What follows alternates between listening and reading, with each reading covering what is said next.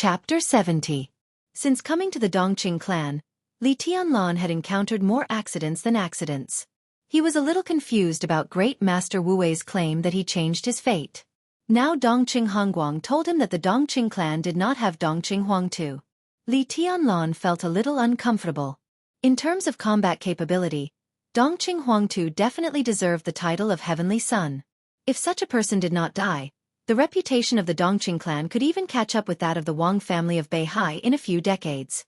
But such a heavenly son died of siege and betrayal, which was definitely the most painful scar of the Dongqing clan. When Li Tianlan mentioned Dongqing Huangtu, he could understand and accept that the people of the Dongqing clan would be angry, sad, or in pain. But he did not expect that Dongqing Hongguang would say that he had never heard of this person. Of course, Li Tianlan didn't believe it. Not to mention how weird Dongqing Hongguang's reaction was. Even Qin Weibai couldn't lie to him. And there was no need to fabricate a non-existent heavenly son to fool him. Was it a taboo in Zhongzhou state? Li Tianlan was thoughtful. What did Dongqing Huangtu's past and death mean? Old master, have you really never heard of this person? Li Tianlan did not give up and asked again. In the beginning, wanting to know more about Dongqing Huangtu was just one of his interests. But now, his curiosity was aroused. What on earth did he do back then? Even his own family members claimed that he did not exist. It was simply incredible. No. Dongqing Hongguang's voice was hoarse, and his eyes were blank and confused. In an angle that Li Tianlan could not see, he chuckled and said calmly, "Tianlan, where did you hear this name? What else do you know about this person?" From a friend, Senior Huangtu was besieged and died. Snap! Before Li Tianlan finished speaking, Dongqing Hongguang's hand suddenly tightened on the white jade railing. The jade railing was broken into powder in his palm. The powder slid down his palm, fluttered, and was blown away by the wind. Dongqing Hongguang was expressionless and pale. Li Tianlan shut up subconsciously. With the old master's reaction, it was obviously not appropriate to talk about Dongqing Huangtu. But this dead heavenly son had taken root in his heart and gave birth to countless possibilities. Anything else? Dongqing Hongguang suddenly asked. Li Tianlan glanced at him and shook his head. He suddenly thought, since Dongqing Huangtu was besieged and died because of betrayal, then who was it that besieged him? Who had betrayed him?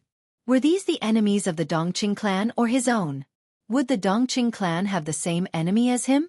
If the answer was yes, then Li Tianlan seemed to have found a way to take advantage of Dongqing Rushi even if he didn't marry her. In his sight, a black Mercedes-Benz slowly drove along the mountain road into the courtyard and stopped in front of the main entrance of the villa. When the car door opened, Dongqing Wudi and Thunder God, who had left at the foot of the mountain a few hours ago, got off. A very beautiful woman got off with them. Li Tianlan was stunned. Was this Dongqing Rushi? It didn't look like it. The woman looked to be about 25 or 26 years old.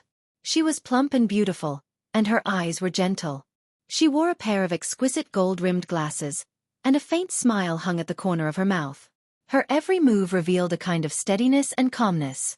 Dongqing Rushi, who was 19 years old this year, could be called a girl, but the one in front of him was a beautiful young woman.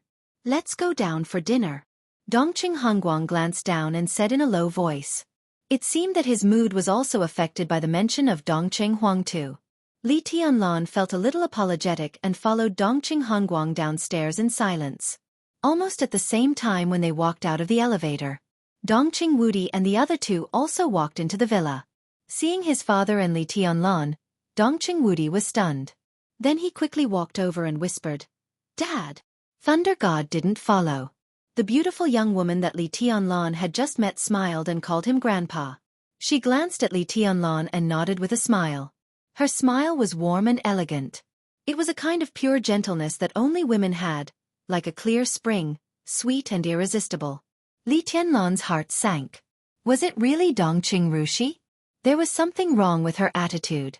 Beside him, Dongqing Hongguang was in a low mood, but he didn't forget to introduce her. He said calmly, "Tianlan, this is my granddaughter, Dongqing Qiuqi. You can call her sister from now on. She works in Huating now. If you need anything in the future, you can ask her." "Hello, Sister Qiuqi." Li Tianlan felt a little relieved and took the initiative to extend his hand with a smile. As far as he knew, although Dongqing Hongguang was still in charge of the Dongqing clan, the old master was only in charge of the general direction. In fact, the patriarch of the Dongqing clan had become Dongqing Wudi. This top family that dominated Zhongyuan was also prosperous. But Dongqing Wudi only had 2 daughters. The one in front of him was undoubtedly the elder daughter, and the younger one was Dongqing Rushi. Although Dongqing Qiuqi looked young, she should be close to 30 or even in her early 30s. Was it because Dongqing Wudi had no son that the old master gave the Dongqing clan to his son-in-law as a dowry? It seemed better to give it to someone from other branches than to outsiders, right? Working in Huiting? Li Tianlan was a little curious.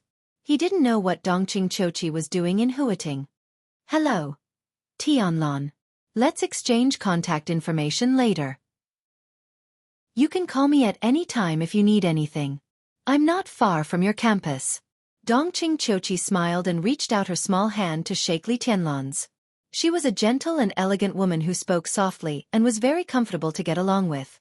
Li Tianlan nodded with a smile. Where's Rushi? Dongqing Hongguang suddenly asked. Why didn't she come for dinner? The smile in his eyes flashed away. He chuckled and said, Why? Is the girl shy? Li Tianlan's body slightly stiffened. He didn't know how he felt about his fiancée, whom he had never met. Dongqing Wudi was also a little embarrassed. The dignified god of massacre of Zhongzhou State dodged the old master's eyes and whispered, Rushi just returned to Yuzhou. What happened? Dongqing Rushi was a little confused. Didn't they agree? Why did she suddenly go back? Yesterday, his precious granddaughter said that she wanted to meet her fiancé. As a result, the fiancé came, but she left. What was going on? Dongqing Wudi became more and more embarrassed and subconsciously glanced at Li Tianlan. In fact, it was not that Dongqing Rushi didn't want to. Dongqing Wudi was very clear about the engagement between the 2 families.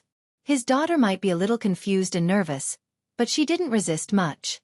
She even acquiesced. At least she didn't object to them getting along with each other for a while. He could only blame himself for being so excited that he accidentally mentioned Li Tianlan's girlfriend when he picked up his daughter. Then things became like this. In such a scene, his daughter was not jealous, but she must feel wronged. Dongqing Wudi's mouth moved, and his heart was in a mess. This matter might be a knot in his heart if he didn't deal with it well. There's something urgent in Yuzhou, so I have to go back. She said that she would go to Huiting to find Tianlan after a while. Dongqing Wudi gave a half-true and half-false explanation. In fact, Dongqing Rushi also said that she didn't want to get engaged too early. She hoped that she and Li Tianlan would get married after graduation. However, Dongqing Wudi didn't dare to say that. If he did, he might face the anger of the old master. Not only the old master, but Dongqing Wudi himself also couldn't wait for the marriage of the 2 children. Forget it. Let's eat first. Dongqing Hongguang was even more confused. He didn't ask more and walked to the dining room. The breakfast was depressed and silent. Li Tianlan sat down next to Thunder God and only cared about eating and drinking. Dongqing Hongguang was absent-minded. After eating a bowl of porridge, he didn't eat much. When Li Tianlan put down the bowl and chopsticks, he also got up and said calmly, Qiuqi, take Tianlan to rest. Let him stay with Rushi. I'll call Rushi later to ask about the situation. Okay. Dongqing Qiuqi smiled gently, looked at Li Tianlan and said, Follow me. Li Tianlan said goodbye to Dongqing Hongguang, his son, and Thunder God in turn, and then walked out of the villa. Dongqing Qiuqi waited quietly outside. When she saw Li Tianlan come out, she smiled and looked him up and down with a strange look in her eyes. She didn't say anything. Li Tianlan's heart ached badly. Did this woman think of him as a gigolo who coveted the power of the Dongqing clan? The corner of his mouth moved. When he was about to speak, Dongqing Qiuqi, who was gentle to the bones, chuckled and said, Tianlan, treat my sister better in the future, okay? Otherwise, I'll deal with you. You're in Huiting, so it's very easy for me to deal with you. Big sister, I haven't even seen your sister. Isn't it too early to say this? Li Tianlan complained in his heart and said casually, What does Sister Qiuqi do in Huiting? The mayor of Wudong New District. Dongqing Qiuqi smiled and said, Even your Sky Academy is also within the scope of Wudong New District. Although we can't control it, we can still exert influence. the mayor of Wudong New District. Li Tianlan looked at Dongqing Chochi, who was smiling gently in front of him. He couldn't connect this position with her. In Huiting, Wudong New District could be said to be the most important district. The mayor was usually a member of the standing committee, who was a senior official at the level of deputy governor. Moreover, it was a very high position. In this case, Dongqing Chochi, the second in command, was only one step away from the standing committee. He wondered if she was 30 years old this year. The Dongqing clan is really full of talents. It deserves to be a family that has produced a heavenly son.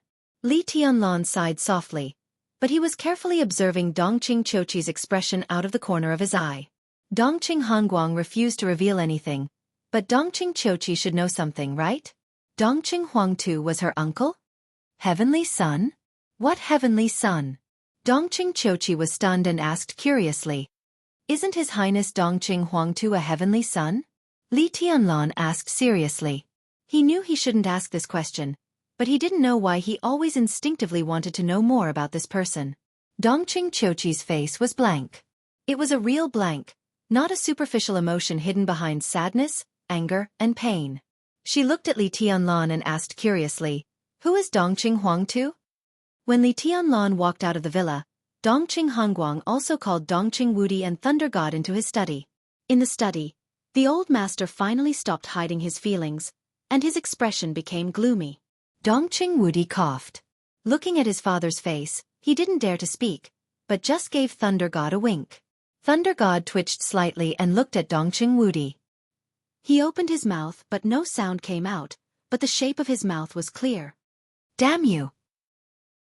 Dongqing Wudi glared and clenched his fists, his eyes flashing fiercely. Thunder God immediately gave in. Looking at Dongqing Hongguang, who was sitting in the chair in silence, he took the initiative to say with a dry smile, "Godfather, Rushi really has something urgent in Yuzhou. Don't be angry. When she finishes dealing with it, she will definitely go to Huiting to find Tianlan." Not because of this. Dongqing Hongguang shook his head, suddenly looked at Thunder God, and said in a deep voice, "Lei, when you took Tianlan to the desert, did you say anything to him that you shouldn't say?" Thunder God was stunned for a moment and muttered to himself, "Something that I shouldn't say?" Then he shook his head and said with certainty, "No. Dad, what the hell is going on?" Dongqing Wudi asked, picking up the teacup and pouring a glass of water for Dongqing Wudi. "Just now, when we were on the rooftop, Tianlan asked me a question." Dongqing Hongguang frowned tightly and said in a low voice, "He wants to know something about Huangtu that year? Something about that year?" Crack. Dongqing Wudi's hand shook, and the teacup in his hand fell directly to the floor and broke into pieces. How is this possible? The expression of this marshal of Zhongzhou state, who could always be calm in the face of anything, changed dramatically, and he subconsciously raised his voice. How did he know about Huangtu? Dongqing Hongguang glanced at him and said nothing.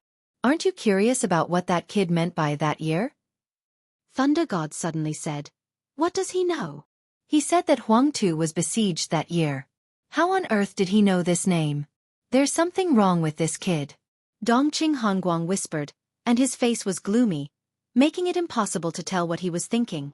It's not him who's wrong, it's Qin Weibai, and it can only be her. Dongqing Wudi suddenly said, "Qin Weibai?" Dongqing Hongguang froze for a moment, and then said, "Is it the one from Samsara?" "That's Tianlan's girlfriend. It can only be her who told Tianlan." Dongqing Wudi nodded. Mentioning Qin Weibai gave him a bigger headache. What kind of nonsense was this? The point is, how did Qin Weibai know about Huangtu? How could she know? Thunder God sounded confused. At present, it can only be her who knows. It can't be Tianlan himself, can it? Dongqing Wudi asked in reply. The study suddenly became silent. The three of them looked at each other and could see a trace of panic and fear in each other's eyes. "Go and check it out." Dongqing Hongguang suddenly said, "I'm afraid she knows more than that. Send someone to check it out. We must find out what's going on." "Dad, I'll talk to her myself." Dongqing Wudi took a deep breath and said calmly. Dongqing Hongguang glanced at him and nodded. "Be careful." Dongqing Wudi said, "Dad, what about Great Master Wu Wei?" "It's okay. Don't worry." Dongqing Hongguang forced a smile.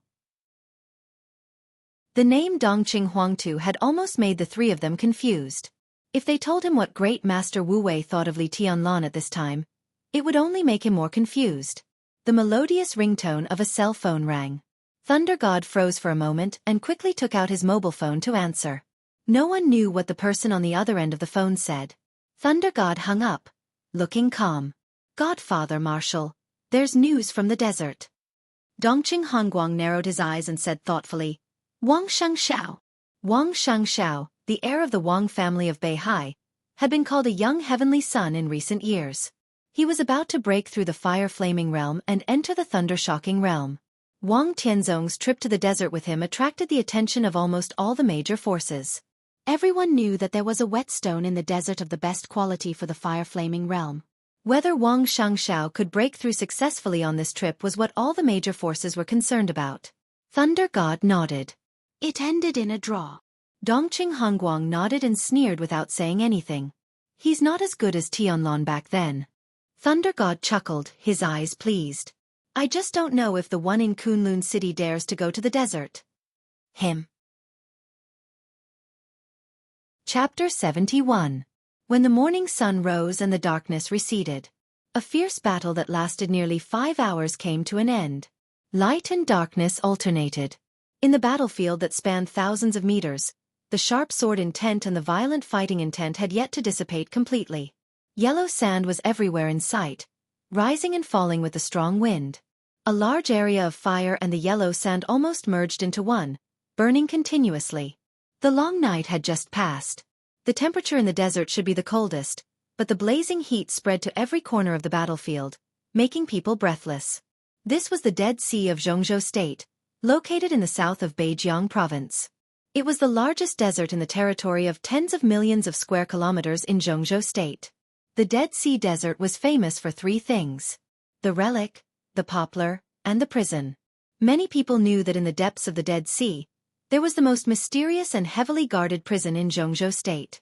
There were even rumors among the people, but few people knew the specific location of the prison. The prison was code-named Impasse, and it lived up to its name. For the prisoners here, it was an impasse. There was no hope, no goal, and no fantasy.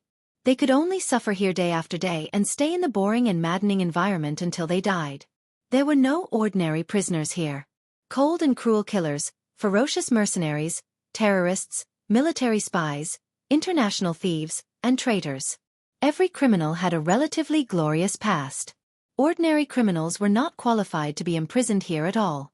The battle that had already ended took place near the Impasse prison, less than 2 kilometers away from the prison. In the environment of yellow sand everywhere, as the sun rose, the yellow prison gradually merged with the whole desert. There was no distinction between them.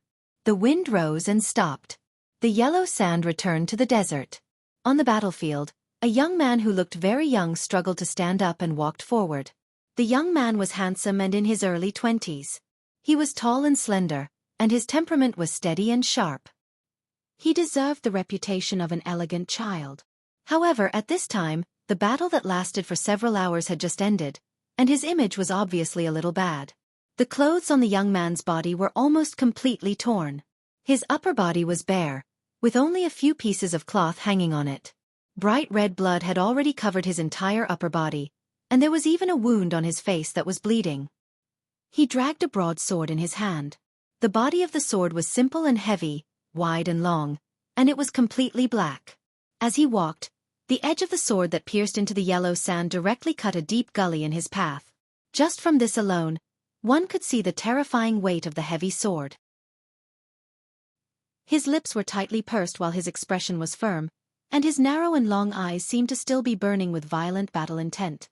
At this moment, he'd already thrown away his modest and calm facade, and he walked forward proudly amidst the vast expanse of yellow sand while emanating an arrogant and domineering aura that disregarded everything. He moved forward for 20 meters. He stopped in front of an old man who was lying on the ground, bowed deeply and said softly, "Thank you, Uncle Hua." The old man was actually not that old. At most, he was less than 60 years old.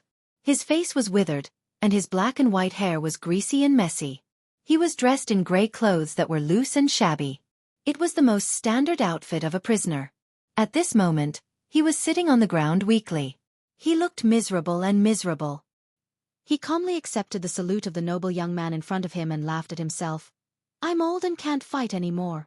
I've wasted a lot of my strength over the years. If I were younger, you might not be my opponent. Uncle Hu deserves the title of the first in the fire-flaming realm. I didn't win this battle, and you didn't lose either.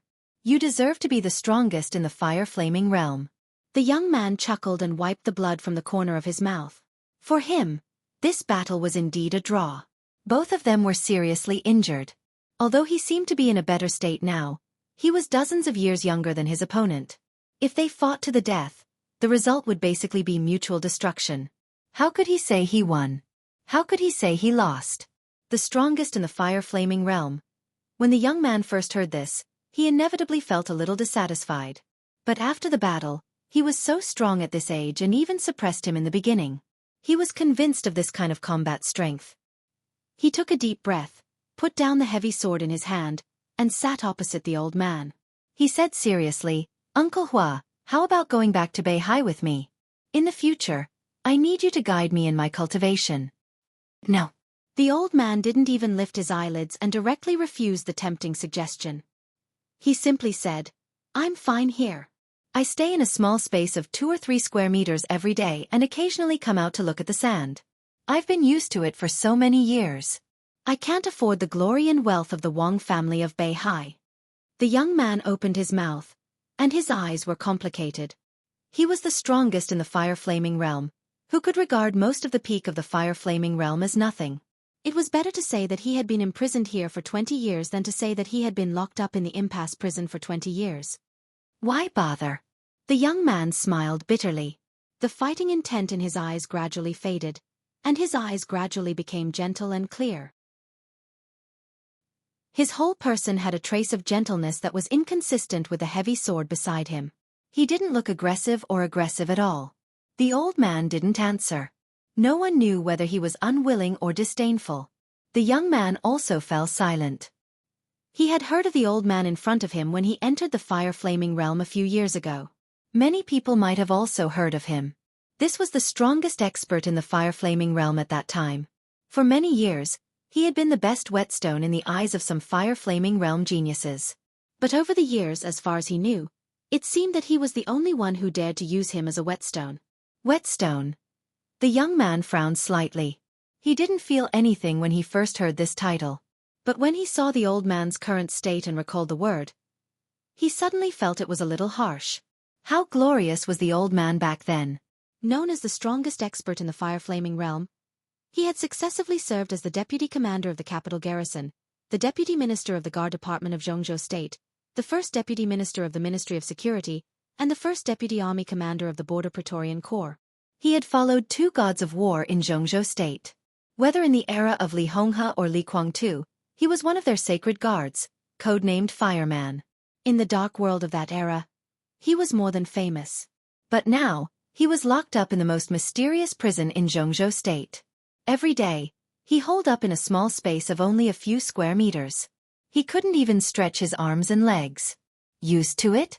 How could he get used to it? The young man sighed softly.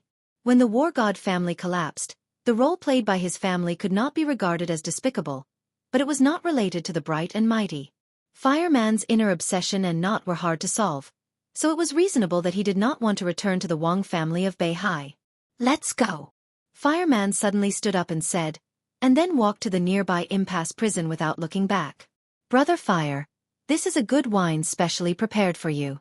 Aren't you going to have a sip? A gentle voice sounded. It was plain, but as soon as the words came out, they reverberated in the whole world nearby and were clearly heard from all directions. Fireman stopped and slowly looked back. In sight was still the same yellow sand, undulating sand dunes, as far as the eye could see. On a sand dune 1,000 meters away, a tiny figure that looked like a black dot stood up. In an instant, everything in front of Fireman seemed to disappear, leaving only the small figure in front of him. The figure took a step forward, and his figure became clear in an instant. The second step was taken. All the yellow sand nearby began to tremble and float. A storm suddenly formed in the desert, whistling and rotating around him. The third step. The storm was still. and he appeared in front of Fireman. This was a man whose specific age could not be seen at all. He had the steadiness of a 30-year-old, the vicissitudes of a 40-year-old, and the open-mindedness of a 50-year-old. He appeared beside Fireman with a chuckle. He was ordinary, but in a trance he seemed to have become the center of the whole world. It was an indescribable taste. He didn't need any momentum. As long as he stood there, he was the momentum. A kind of momentum that was abundant and majestic enough to shake the world was like the coming wind and rain, like the dark clouds pressing down on the city, like thunder on the flat ground, like the surging tide of the deep sea, abundant and unstoppable. Sword Emperor of Zhongzhou State, the top expert of Zhongzhou State, the top expert of the World Divine List, Patriarch of the Wang family of Beihai, Wang Tianzong. Fireman looked at him calmly without saying a word. Wang Tianzong raised the bottle in his hand and said with a smile, "Are you in such a hurry?" "He's in a hurry." Fireman pointed to the young man behind Wang Tianzong and said in a calm tone, "It doesn't matter." Wang Tianzong opened the bottle and said calmly, "All the land under the sky belongs to the king. Where can't I break through? Where can't I break through?" His words were calm, but there was a kind of extreme confidence between the lines. Fireman nodded, took the wine that Wang Tianzong handed over, and drank most of the bottle in one breath. The wine went into his stomach.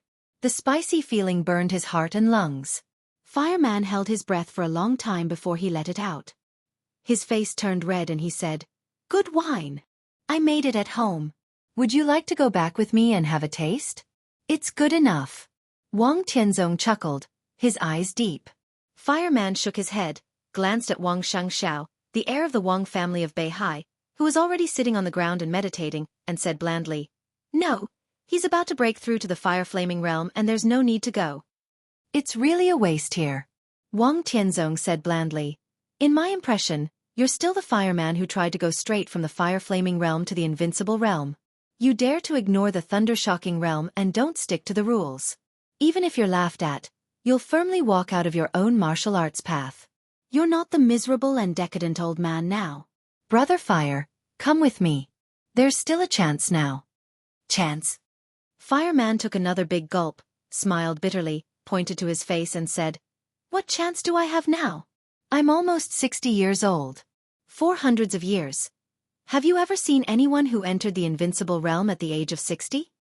400 of years, no one has tried to go straight from the fire-flaming realm to the invincible realm and regarded the thunder-shocking realm as nothing. 20 years ago, it seemed that you were the only one, right?" Wang Tianzong's tone was still bland. But Fireman heard something wrong. 20 years ago, he was the only one who tried to go straight to the invincible realm. What about 20 years later? Do you think the path I took back then, can it be taken? Are there people like me out there now? Fireman asked seriously after a long silence.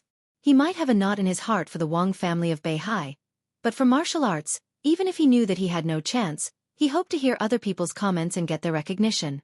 Now the world's #1 expert was in front of him, and he hoped to prove from Wang Tianzong that his efforts were not wasted. "I don't know." Wang Tianzong smiled bitterly. "Our paths are different. The path you took was unheard of, and even Senior Li didn't approve of it. If you don't enter the thunder-shocking realm, who knows what the real limit of the fire-flaming realm is? Your combat capability was comparable to the peak of the thunder-shocking realm, but you didn't touch the threshold from the fire-flaming realm to the invincible realm, did you? How can I know if you don't know?" His eyes twinkled and he said thoughtfully, "But now there is a madman outside like you. He is an assassin. Half a year ago, he tried to go straight from the chi-controlling realm to the invincible realm. When he was close to success, he failed and almost went into chi deviation. I don't know the specific situation. Brother Fire, do you want to go with me to have a look?"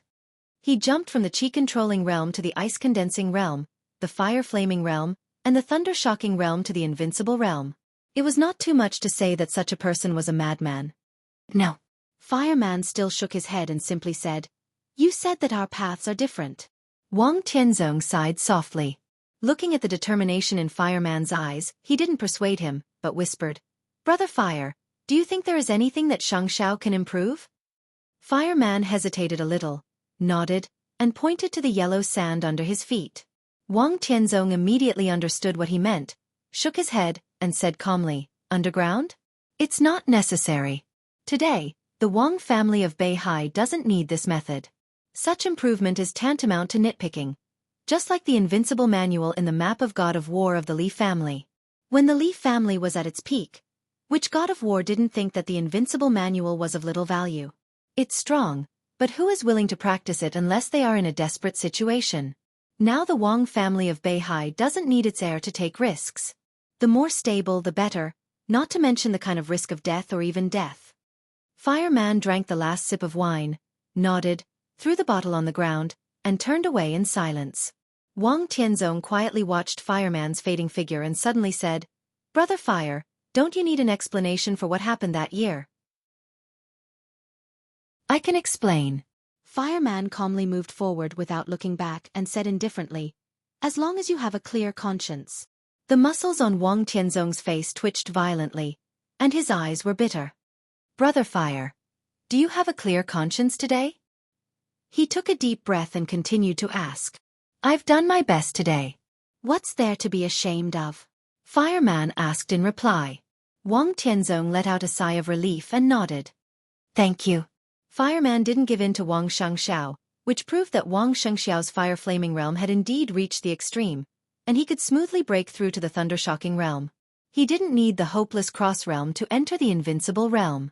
Hundreds of years of facts had proved that step-by-step was the best choice. Fireman walked back to the prison in silence. From beginning to end, he never looked back. "Dad." Behind Wang Tianzong, Wang Shengxiao's happy voice sounded. Wang Tianzong calmly looked back and asked, "How is it?" Wang Shengxiao didn't speak, but just reached out his hand. A dazzling electric light bloomed in his hand, and there was a faint thunder in the air. Wang Tianzong narrowed his eyes and nodded. "Let's go. There's one more thing to do. After that, we'll go to Huating. Your sister found a very good young man with wind and thunder veins like you. I want to meet him. Is that the brother who saved Yuetong's life? You should thank him." Wang Shengxiao laughed, and his tone was calm and confident. Wang Tianzong nodded and glanced at Fireman's back again, expressionless. "Let's go." He turned around and left directly. "Dad, where are we going now?" "Kunlun City." The figures of the father and son gradually disappeared. Fireman, who had never looked back, also came to the gate of the prison. The gate of the prison was made entirely of alloy, with a password, which looked extremely complicated. The prison guard entered 5 passwords in a row. After the 5th door was opened, a closed space appeared in front of Fireman. Fireman stepped in without hesitation. The space in the closed prison was narrow, and one road after another appeared in front of Fireman. It was a dazzling maze just by looking at the exit. "Turn left." Fireman walked slowly. There was blood flowing down the corner of his mouth, and he reached out to wipe it away. He lowered his head and walked forward with his mouth tightly closed, and his eyes were cold. Outside the prison, he told Wang Tianzong the truth. He had a clear conscience in this battle. But what Wang Tianzong didn't know was that as early as 2 years ago, the strongest fire-flaming realm expert in his heart had been injured in another fierce battle, and the injury had not yet healed. At that time, his opponent was a youth who was only 17 years old, a youth who was worthy of him putting his life on the line and everything he had to test. That battle also took place outside the maze. There was also only one bystander. The two fought fiercely for nearly 16 hours. Fireman was as steady as Mount Tai, but the boy broke through the fire-flaming realm and entered the thunder-shocking realm uncontrollably at the last minute. The boy won that battle. But fire-flaming realm against fire-flaming realm. The boy lost. For those who practiced the invincible manual, the outcome was so obvious and so cruel. On that day, Fireman clearly remembered that he stood in front of him, with his hands open and a bright smile. Fire and lightning kept rushing out of his body, burning and blooming.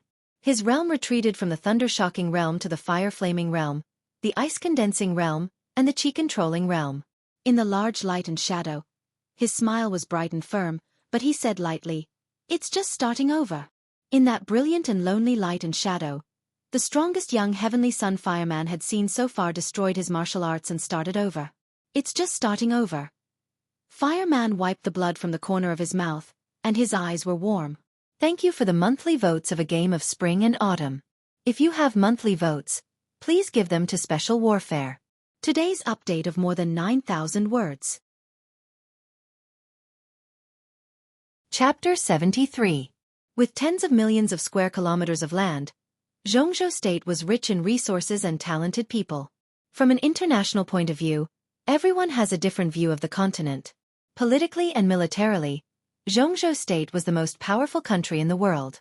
From the perspective of ordinary people, Zhongzhou State was the most mysterious and charming country in the East.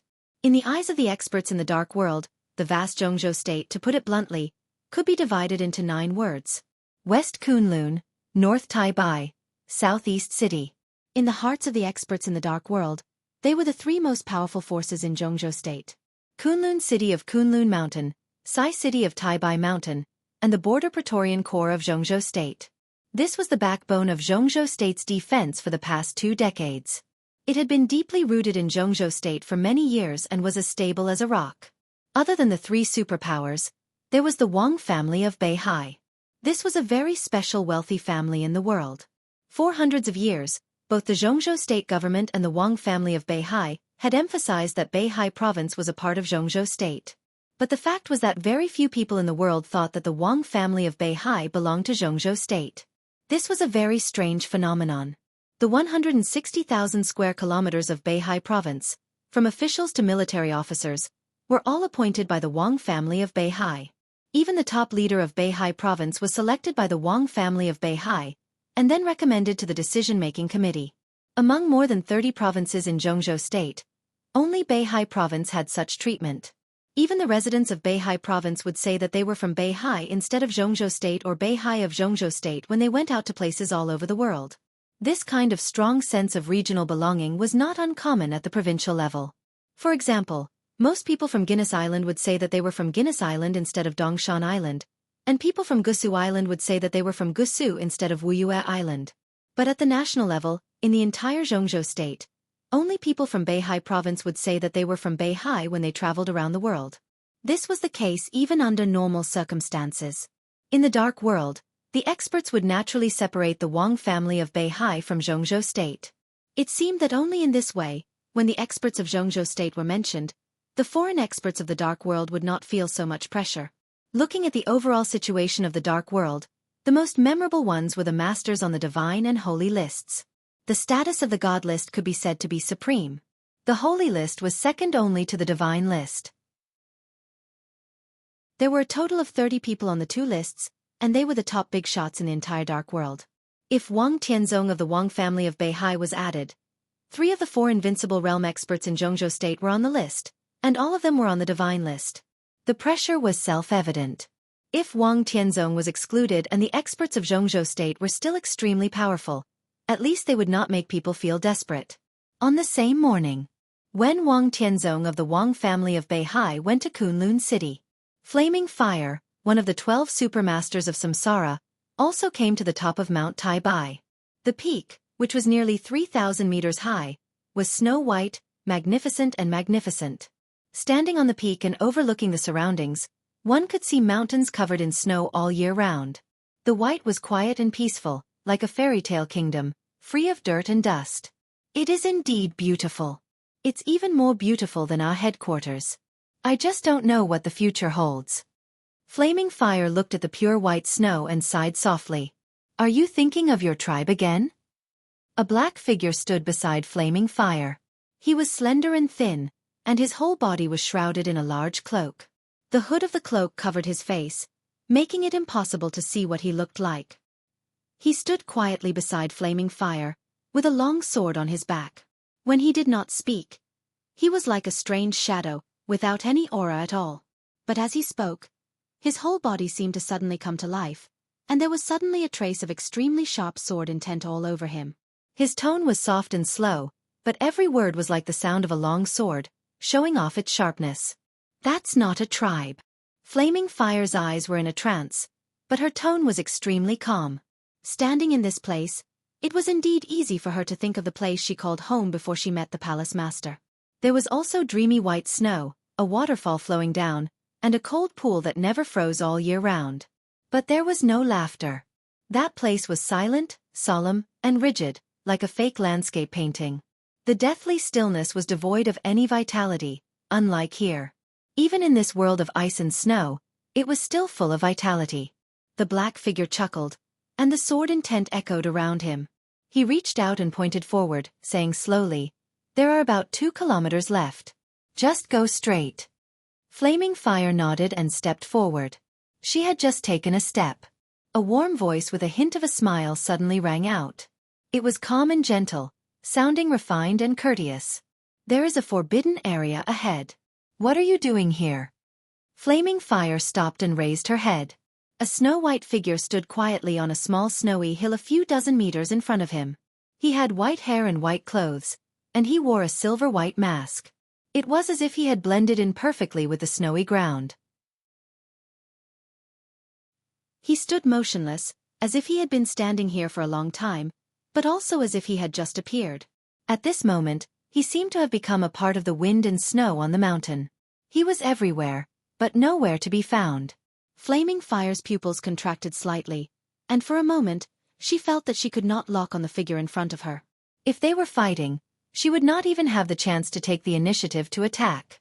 The other party had completely integrated with the surrounding environment. Once he attacked, it would definitely be a matter of life and death. This was the fighting state of a top assassin.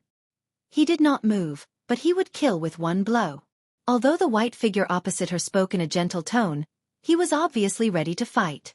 Ahem. The black figure beside Flaming Fire suddenly coughed softly.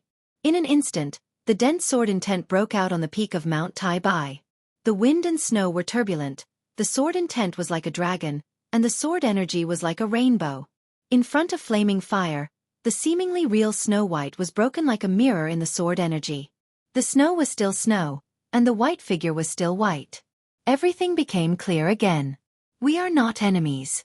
Who are you?" Before the white figure was about to attack, Flaming Fire took the initiative to speak. The white figure surrounded by wind and snow stared at the darkness in his sight. His eyes were solemn, but the smile on his face did not diminish. "I'm Drifting Cloud from Sai City. How should I address you?" "Breeze." Drifting Cloud. They were the strongest assassin combination in Zhongzhou State. Both of them had the strength at the peak of the thunder-shocking realm. They were known as the double walls of Sai City. Below the city lord, their individual strength might not be the strongest, but once they joined forces, they had the capital to be fearless. In the entire Sai City and even in the killer world, they were the real big shots. Flaming Fire nodded solemnly. "Samsara, Flaming Fire." Drifting Cloud was slightly stunned. Before he could speak, the black figure continued. "Samsara, Saint." Drifting Cloud's expression suddenly became solemn. Saint and Flaming Fire. Although they were both among the 12 supermasters of Samsara, their status was absolutely different. There was no doubt about Flaming Fire's strength and status.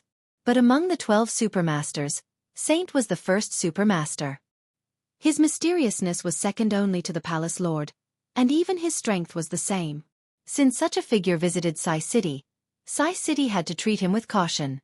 Especially in the case that Sai City and Samsara Palace had no interaction before, the 2 supermasters of Samsara Palace suddenly came here. What was their purpose? "What can I do for you?" Drifting Cloud's expression was solemn, but there was doubt in his tone. "We have a letter, and we hope to hand it to Her Highness Hidden God in person."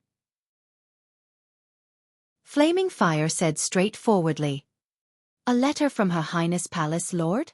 Drifting Cloud asked attentively, and his tone became more and more solemn. The master of Samsara Palace was a mysterious figure in the whole dark world. Drifting Cloud did not think that she could have any interaction with his city lord. Thinking of everything that she had done in Billy State recently, Drifting Cloud seemed to have some speculations in his heart. Flaming Fire remained silent, showing an attitude of no comment. Drifting Cloud narrowed his eyes, adjusted the earphones around his ears, and whispered something. Then he said to Saint and Flaming Fire, "Please. No matter what the 2 supermasters of Samsara came here for, they were guests, and it was always inappropriate to keep them out." The 3 of them walked all the way in the snow. About 2 kilometers later, a vast hall covered with snow appeared in front of the 3 of them. The hall was magnificent, and the buildings, which imitated the style of ancient palaces, stretched out unevenly, looking elegant and solemn against the white snow. A small number of flowers and plants were planted in front of each palace, most of which Flaming Fire could not even name. The brightly colored flowers and plants took root in the snow, making the snow whiter and the flowers more beautiful. The world of ice and snow had its own style. Flaming Fire, who came to Sai City for the first time, looked calm.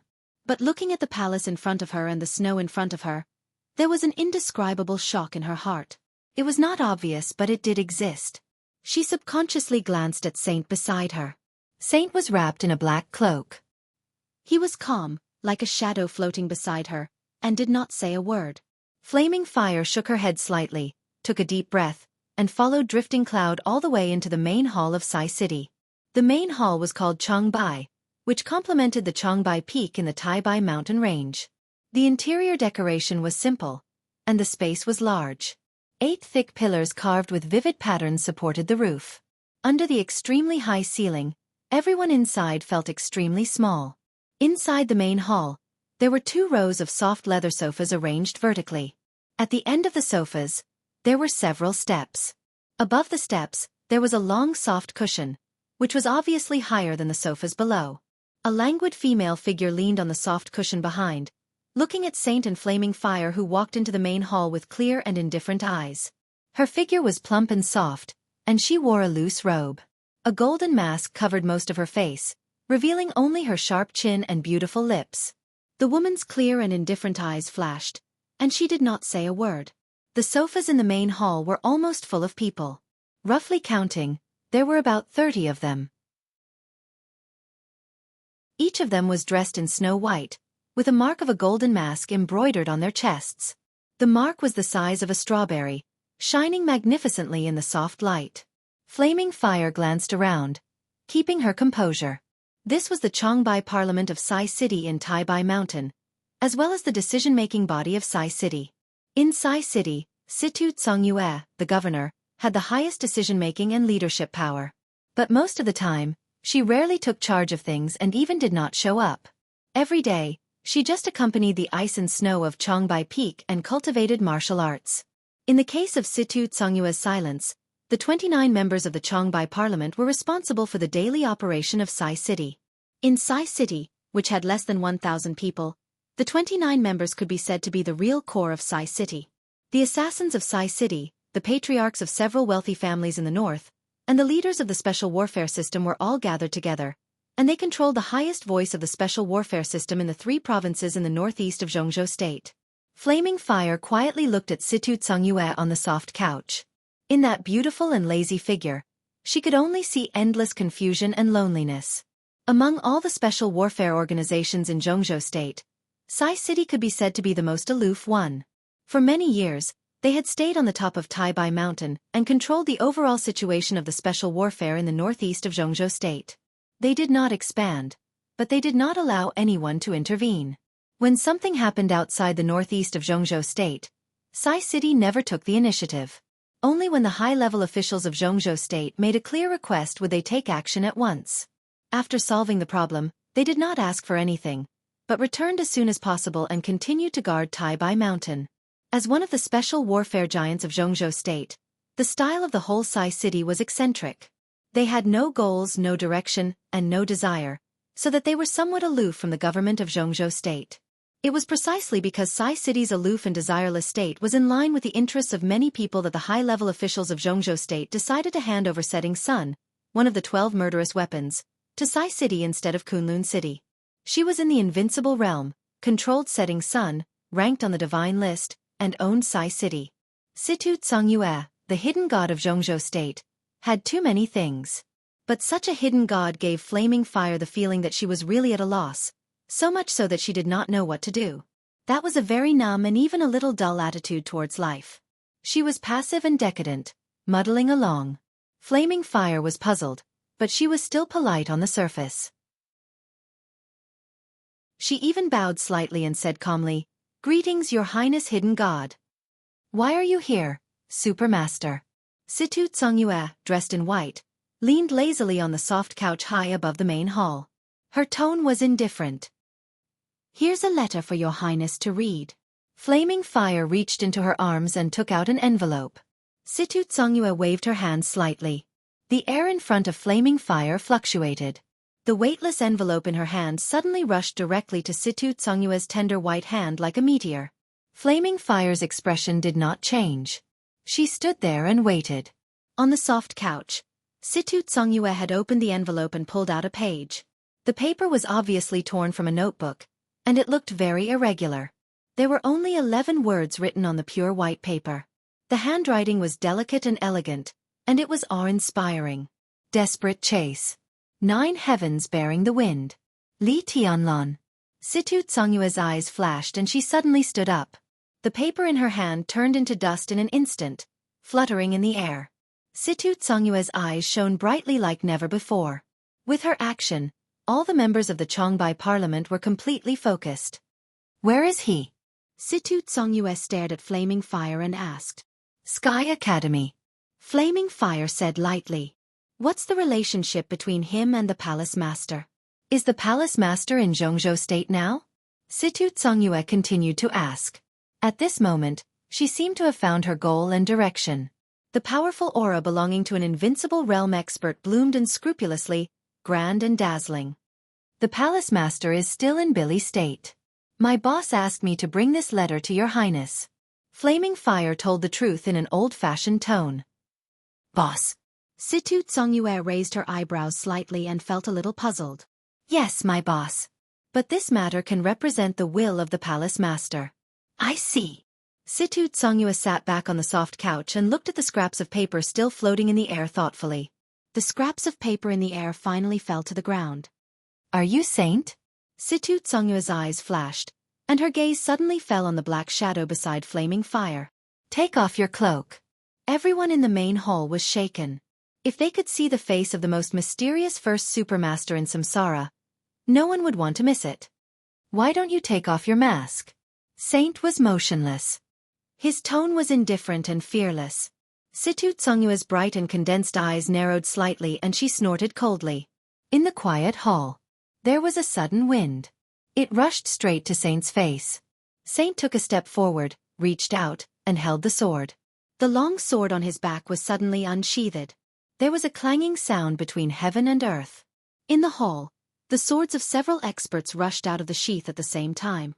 The fierce clanging sound rushed out of the hall and echoed in the mountains. At the same time, it roared in everyone's heart. The sword intent was surging and growing endlessly. A smile gradually appeared in Situ Tsungyue's eyes. She whispered, "It's you." For a moment just now, she even suspected that this saint was the mysterious master of Samsara Palace. Now her guess was wrong, but it was not a loss to know the true identity of Saint. Saint loosened his hand holding the sword, and the clanging sound disappeared. He said calmly, "This sword is the sincerity of Samsara. Goodbye." He turned around and walked out of the hall. Flaming Fire followed him without saying a word. Outside the hall, the wind and snow were howling endlessly. In the hall, Situ Tsungyue looked at their backs silently and suddenly said, "Wait." She got up again. The whole hall fell into absolute silence in an instant. Situ Tsungyue's figure had rushed out of the hall. The endless wind and snow suddenly stopped. Only her figure moved forward in the white. Countless lifelike shadows drew a straight line behind her. The air was shaking violently, but there was silence between heaven and earth. Everything happened in an instant. Situ Tsungyue seemed to take only one step, but it also seemed to take many steps. When the shadows dissipated, she was already standing in front of Saint. Saint was motionless and even lowered his head, as if he was in deep thought. The indifference in Situ Tsungyue's eyes faded, and her eyes were gentle. She chuckled and said, "Samsara used your identity as a sincerity, and I used my martial arts as a sincerity. Did you see it clearly just now?" "Thank you." Saint was silent for a long time. Then he bowed slightly and said in a dignified tone, "I owe you a favor." Only he knew what that moment meant to him. That was the real desperate chase. It was Situ Tsungyue's body movement in the invincible realm. All the essence of this body movement seemed to be vividly displayed at that moment. For people like Saint, who had stepped into the half-step invincible realm and was only one step away from the real invincible realm, that moment was like a bright light in the dark, and its importance was self-evident. "We're on the same side. Why are you so polite?" Situ Tsungyue smiled indifferently. She glanced at Flaming Fire and continued, "Tell your boss that I will send someone to Sai City." "Is it drifting cloud? Or breeze?" Flaming Fire asked subconsciously. Judging from Situ Tsungyue's attitude, she could be sure that the person she sent to the Sky Academy this time was an absolute big shot in Sai City. The leader of the assassination course group of the Sky Academy seemed to be settled. Breeze? Drifting cloud? No matter which one of them went, it could be said that it was condescending to go there. "It's neither." Situ Tsungyue turned around and said calmly, "It's tribulation." Not only Flaming Fire, but even Saint was shocked and his face changed dramatically. Tribulation. The only deputy governor of Sai City. The strongest chi-controlling realm expert. The lunatic who tried to enter the invincible realm in the chi-controlling realm half a year ago. He could be said to be the only lunatic in Sai City whose reputation was comparable to Situ Tsungyue's. The Lord of Shadow in the Dark World. The #1 assassin in Zhongzhou State. Tribulation was not on the list of the top 10 contemporary experts in Zhongzhou State. But if Tribulation was determined to assassinate, all of the top 10 experts would be doomed except for the first 3. Saint took a deep breath and looked at Situ Tsungyue, who was already standing under the Changbai Palace. He said with a smile, "She is really a great god. Zhuang Huayang will have a headache." Under the Changbai Palace, Situ Tsungyue did not look at the two leaving figures. She just looked up at the plaque hanging high in front of the palace and was lost in thought. Many years ago, the traitor who made Zhongzhou State suffer heavy losses and the man who made her life a success had personally inscribed 2 words on this plaque. Changbai. They knew each other until their hair turned white. But for many years, the hidden god of Zhongzhou State, who had been feared by countless people, had always been alone, unattached and had no one to rely on. Situ Tsungyue looked up at the plaque. Her expression was soft and her eyes were sad. "Changbai, Changbai, if you are not here, who will I know in my life? For whom will I turn white?" The chapter of nearly 6,000 words was posted late. Thank you, Yuan Yang, for the monthly ticket of Bodhi Fantasyland. Chapter 74. Different from Sai City, which stood aloof from worldly affairs, as the power center of the special warfare system of Zhongzhou State, Kunlun City paid attention to a majestic atmosphere in terms of scale and aura. It was also a city built in a world of ice and snow. The vast palaces of Sai City were the most conspicuous buildings. And Kunlun City was a real city. Kunlun City was located on the west side of the Kunlun mountain range, covering an area of dozens of square kilometers. It was built between Qingyun Peak and Linggu Peak, nearly 4,000 meters above sea level. It was covered with snow all year round, but the scenery was not monotonous and the climate was not cold. It snowed all year round, the climate was pleasant, and the flowers were blooming all year round. The scenery was picturesque. This was Kunlun City, the most peculiar place in the entire Zhongzhou State. The sun was setting. When the sun was about to set, on the road on the east side of Qingyun Peak, 2 figures walked slowly in the overwhelming snow. A young man and a middle-aged man walked side by side. Looking from a distance, they were like 2 black spots in the snow. If one did not pay attention, one would easily ignore them. The young man's footsteps were steady and powerful, and he walked very fast. He walked in the snow that almost reached his knees as if he were walking on flat ground. His movements were natural. Every step he took had a feeling that his body was stretched to the extreme, as if it was made by nature. Not to mention his physical condition, at least people would feel comfortable at first glance. The middle-aged man followed him casually, neither hurriedly nor slowly, but always kept walking side by side with the young man. The snow in the valley was blowing with the wind, and it was cold. The middle-aged man in unlined clothes looked up at the seemingly endless snow in his sight, looking calm. "Shang Xiao, can you hold on?" He glanced at the young man beside him and said in a steady tone. Wang Tianzong had just broken through and was seriously injured. He came to the snow mountain from the desert in one day. Even if he knew that his son was talented, he seemed to be a little worried. "I'm fine," Wang Shangxiao said with a smile, and every expression showed joy from the bottom of his heart. As the top wealthy family in the world, the Wang family of Beihai was too big, and Wang Tianzong was too busy. Among the young people of the Wang family of Beihai, he could be said to be the one who spent the longest time with his father, but the longest time was actually very short. Ever since he was young, His invincible father had always been silent and quiet, like a mountain peak that everyone could only look up to. This time, from the ocean to the grassland, to the desert, and then to the snowy mountains, the father and son had been together day and night.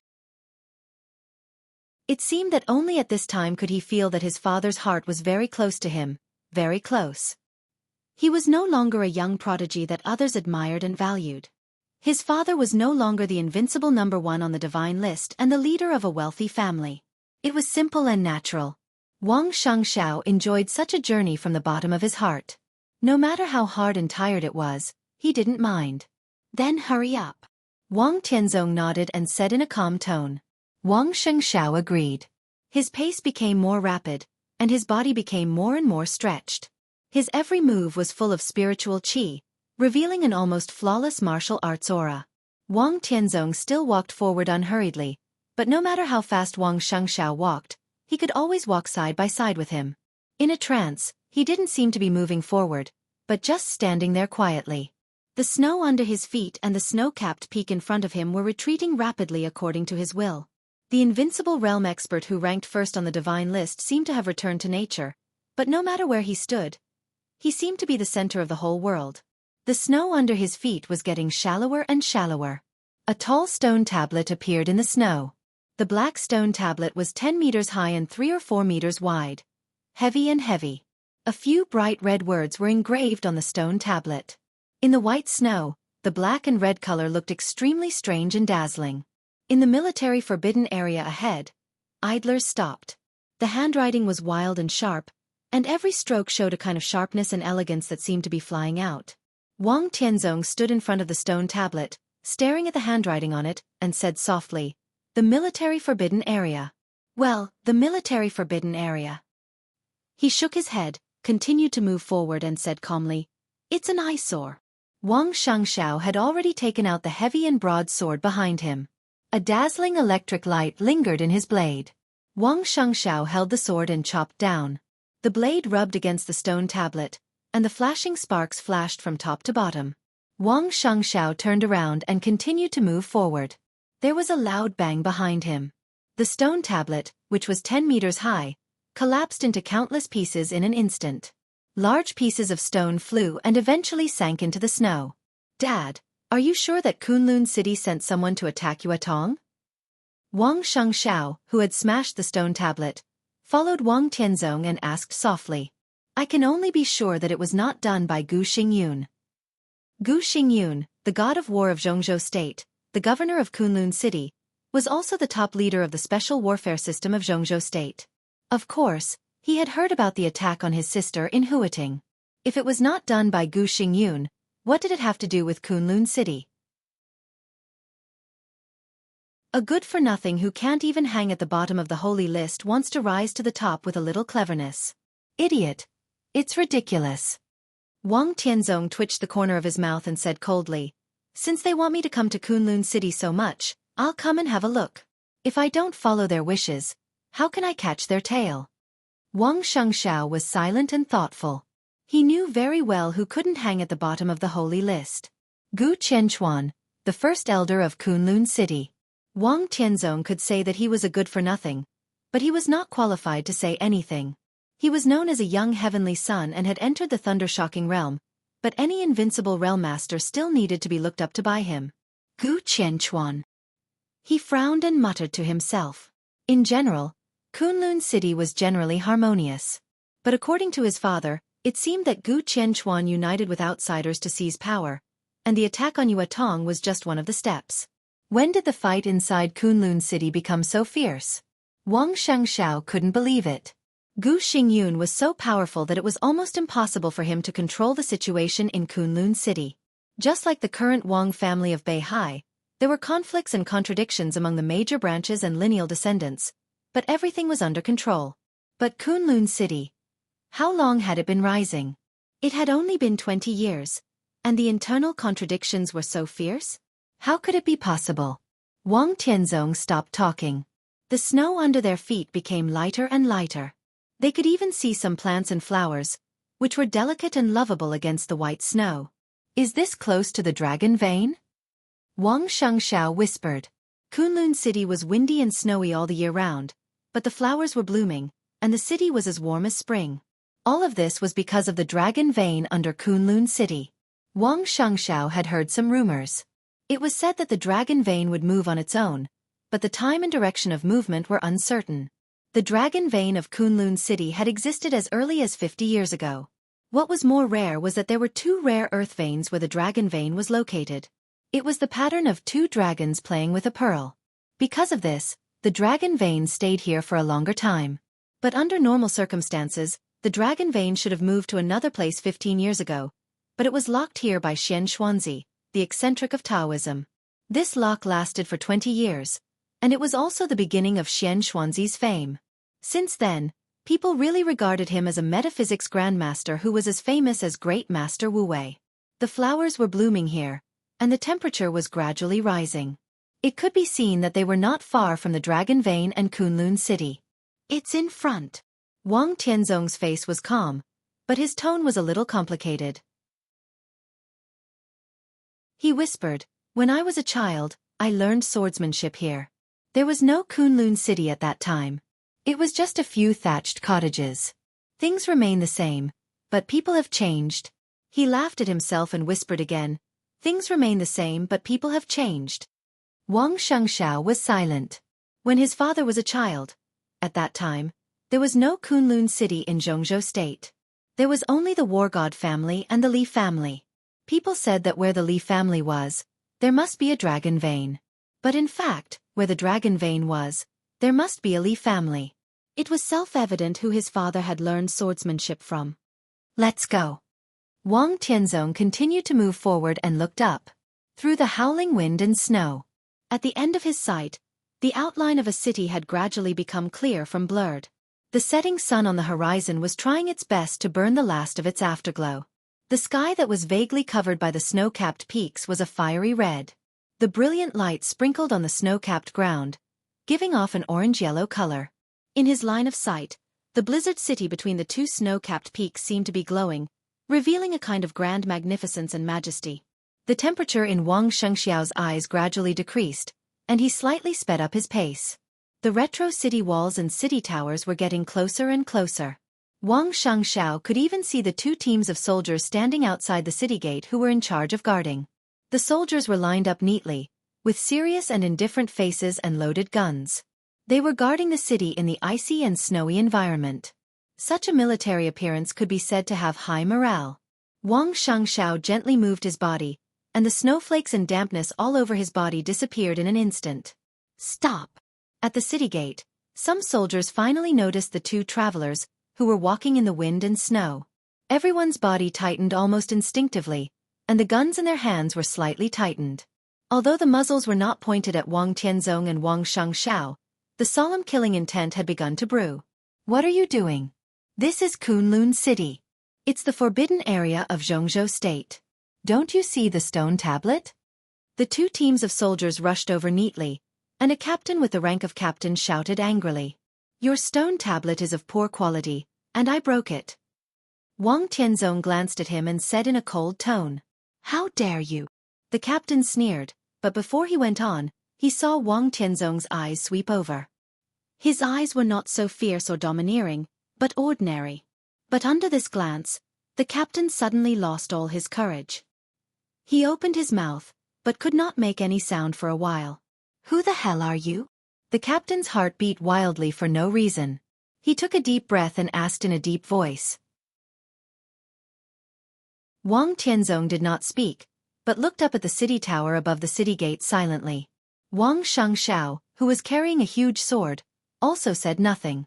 In the wind and snow, outside the city gate, the atmosphere suddenly became oppressive and cold. "You can't enter the city."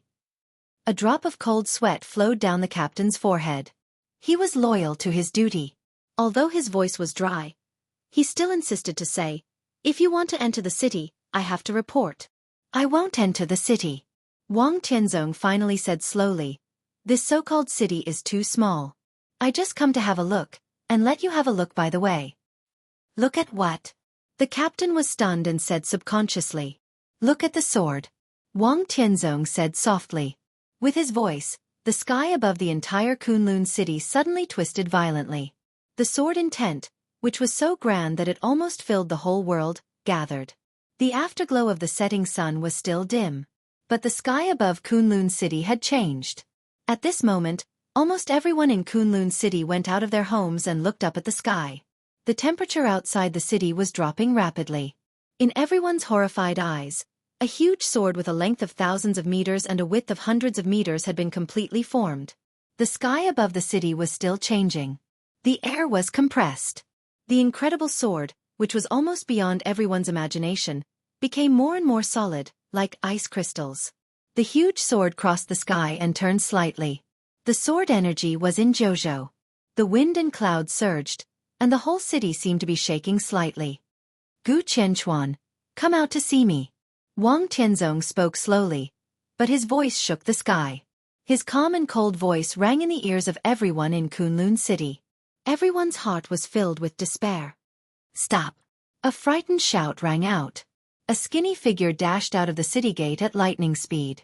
Wang Tianzong glanced at him, expressionless. When the skinny figure rushed out of the city gate saw Wang Tianzong, his expression changed wildly. His original anger had completely disappeared, leaving only fear. His voice trembled and was almost out of shape, but he still persisted and asked, "Your Majesty." What does this mean? Your Majesty. In the dark world, every invincible realm expert could be called His Highness, which was people's respect for invincible realm experts. But the word Your Majesty was unique. It only belonged to the Wang family of Beihai and the Sword Emperor of Zhongzhou State. How dare you talk to me? Wang Tianzong looked at the skinny figure in front of him and said calmly, "Where is Gu Qianchuan?" "First Elder just left for Huating," the skinny old man said in a trembling voice. His code name was Skeleton, and he was a famous expert in Zhongzhou State. But in front of Wang Tianzong, he didn't even have the courage to speak loudly.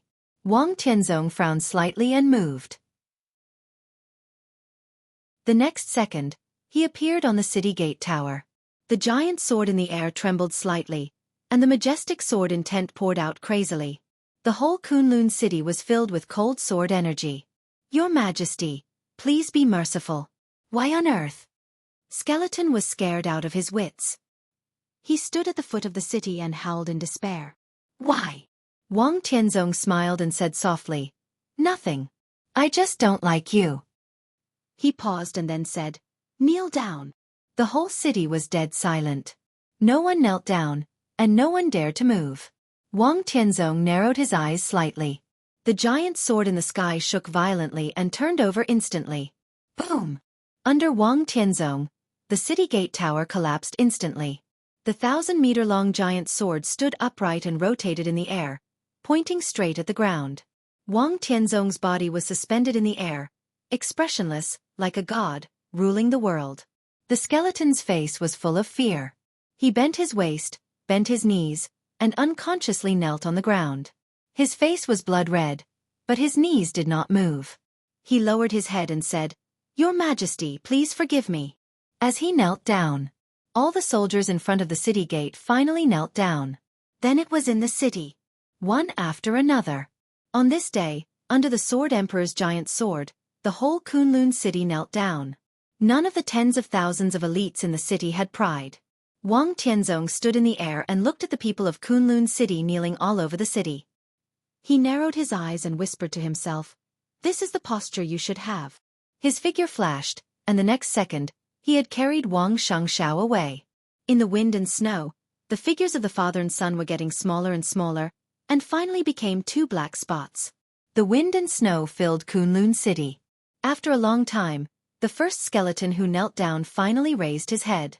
At the same time, the 1,000-meter-long giant sword that had not dissipated above fell straight down. No!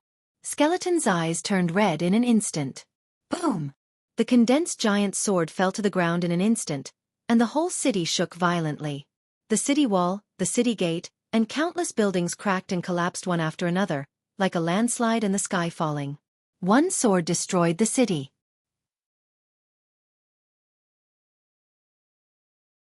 Chapter 75. Old Master Dongqing asked Li Tianlan to live in Dongqing Rushi's place, but in fact, it was Dongqing Wudi's. The Dongqing clan, which occupied the mountain as the king, was extraordinary. But in fact, there were only 6 villas on the big mountain. To put it bluntly, there were 6 families. These 6 families supported the most important branches of the Dongqing clan. No matter from which angle, there was a kind of prosperity, like a towering tree unattainable. Dongqing Wudi's villa was close to the top of the mountain. In terms of height, it was second only to Old Master Dongqing's main villa, and the size was basically the same. Li Tianlan didn't feel anything at first, but when Dongqing Qiuqi took him into a very large bedroom on the 3rd floor and smelled the fresh and elegant fragrance inside, he finally felt something was wrong. Sure enough, Dongqing Qiuqi told him clearly that this was Dongqing Rushi's bedroom and that it was the old master's idea. Li Tianlan was really in a dilemma. At the same time, he couldn't figure out why the old master was so anxious. Looking at his posture, it seemed that he couldn't wait to put Dongqing Rushi in his bed immediately. He was so anxious that Li Tianlan even felt a little absurd. If the Li family was still at its peak, Li Tianlan could understand what the Dongqing clan did, even though it was beneath their dignity. After all, with the status of the Li family at that time, many rich and powerful families would like to be tied to the Li family and use their granddaughters as bargaining chips. Many people would do such a thing. But now it was different. The Li family had long been in decline. Although Li Tianlan had entered the secular world, in the face of the extremely complicated situation in Zhongzhou state, no one dared to say that the Li family had a chance to rise. No one was even sure whether Li Tianlan could grow up. Under normal circumstances, at this time, even if the Dongqing clan would not deny it to deal with him, they would at least quickly cut off relations with him and let the marriage contract be invalid. If there was really such a situation, Li Tianlan could completely understand it and he would not resent anything. Every man for himself would be destroyed by heaven and earth. His identity was a bomb. If he got involved with it, he might face endless hostility. What kind of behemoths were the Prince Group and Kunlun City? How deep-rooted was the Wang family of Beihai? Even if these were not mentioned, which of the family members of the 120,000 soldiers who were wiped out at the border with their father's treason did not hate the Li family to the bone? Now that so many years had passed, no one could be sure where some of the outstanding family members were. Once his identity was exposed, there would be countless opponents in the open and in the dark. No matter how strong the Dongqing clan was, they could not cope with it, and even risked being completely torn apart by the general trend. Their refusal to acknowledge the engagement was, at best, a means of self-protection. It had nothing to do with being noble or despicable. Li Tianlan was too lazy to resent anything. He had long been ready to give up the engagement. But when he came to the Dongqing clan, everything was F***ing wrong. Not only did the Dongqing clan not intend to break the engagement, but they also couldn't wait for him to marry Dongqing Rushi. The old master's attitude was simply impatient. He directly sent him to Dongqing Rushi's bedroom. Li Tianlan felt helpless but also a little lucky. Fortunately, Dongqing Rushi retreated in advance. Otherwise, the old master would really make an absurd move of letting him sleep with Dongqing Rushi tonight.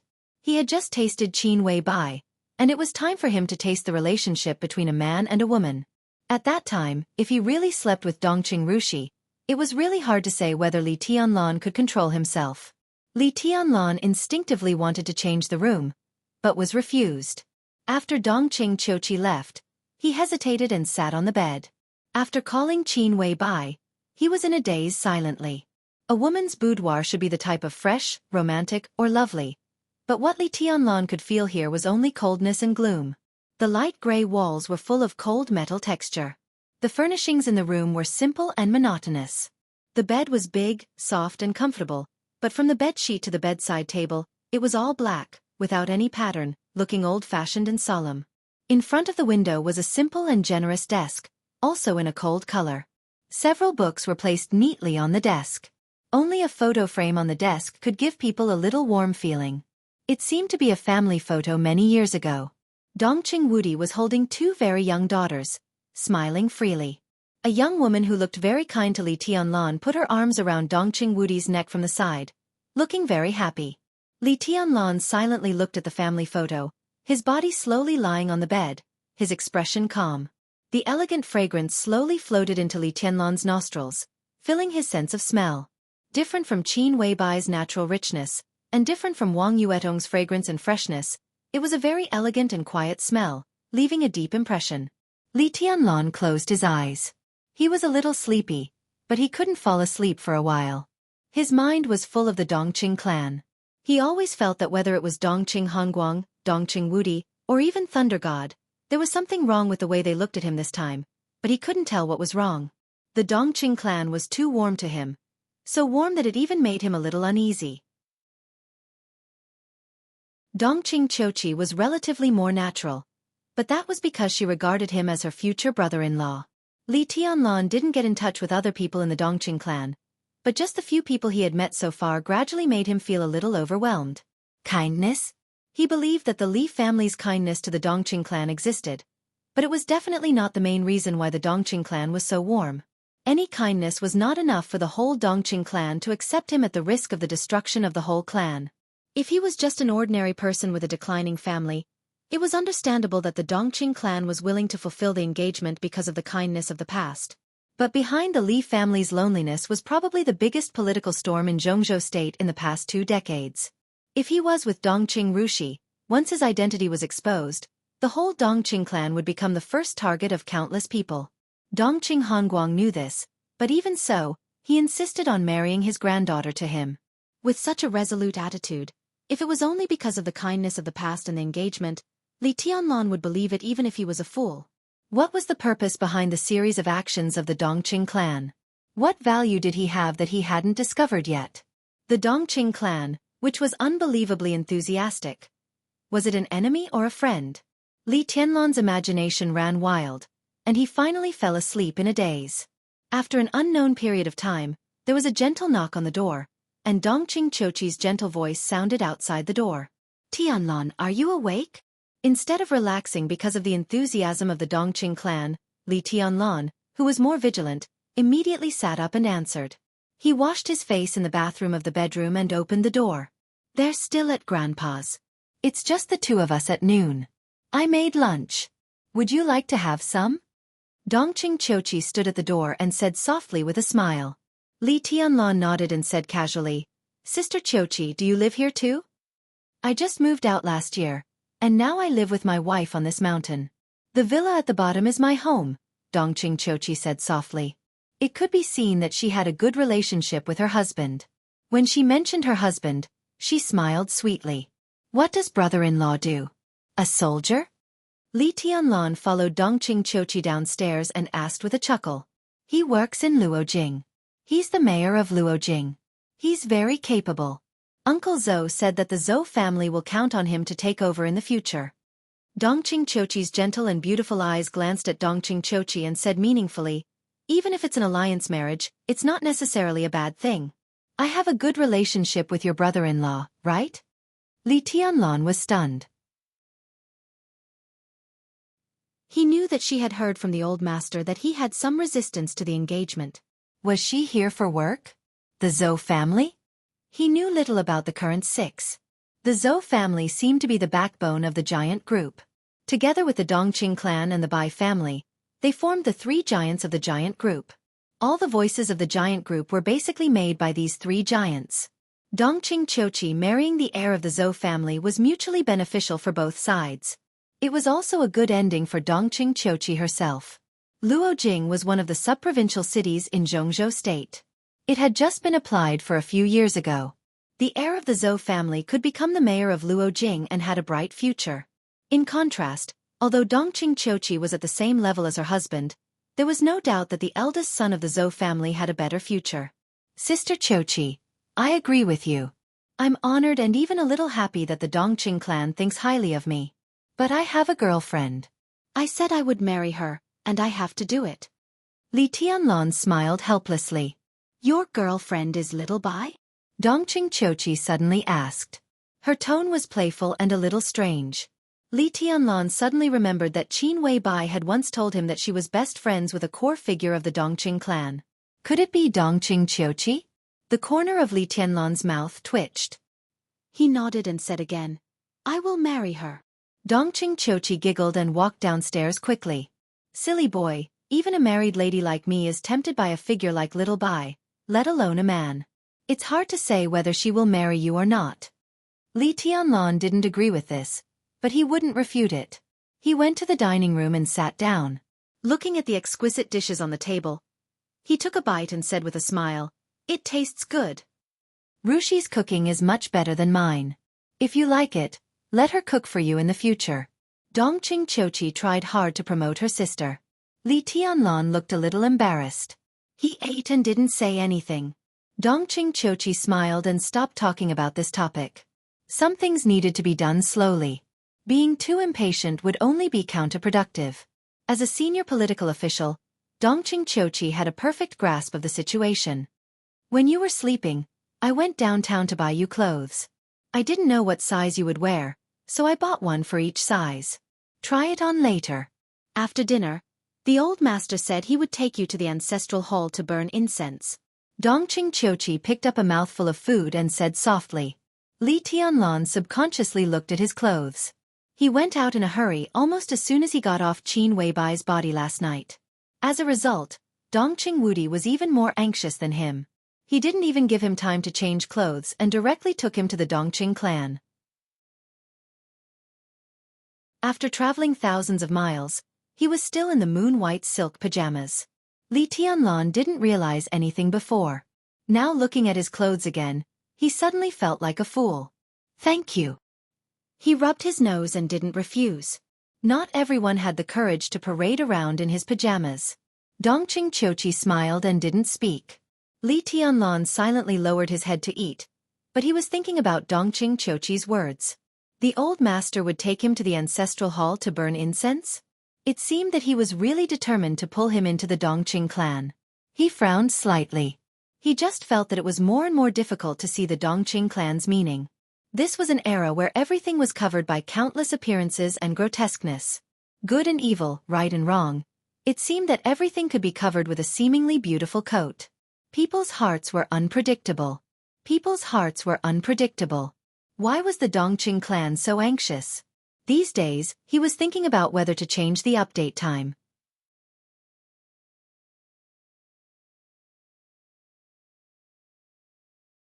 Chapter 76.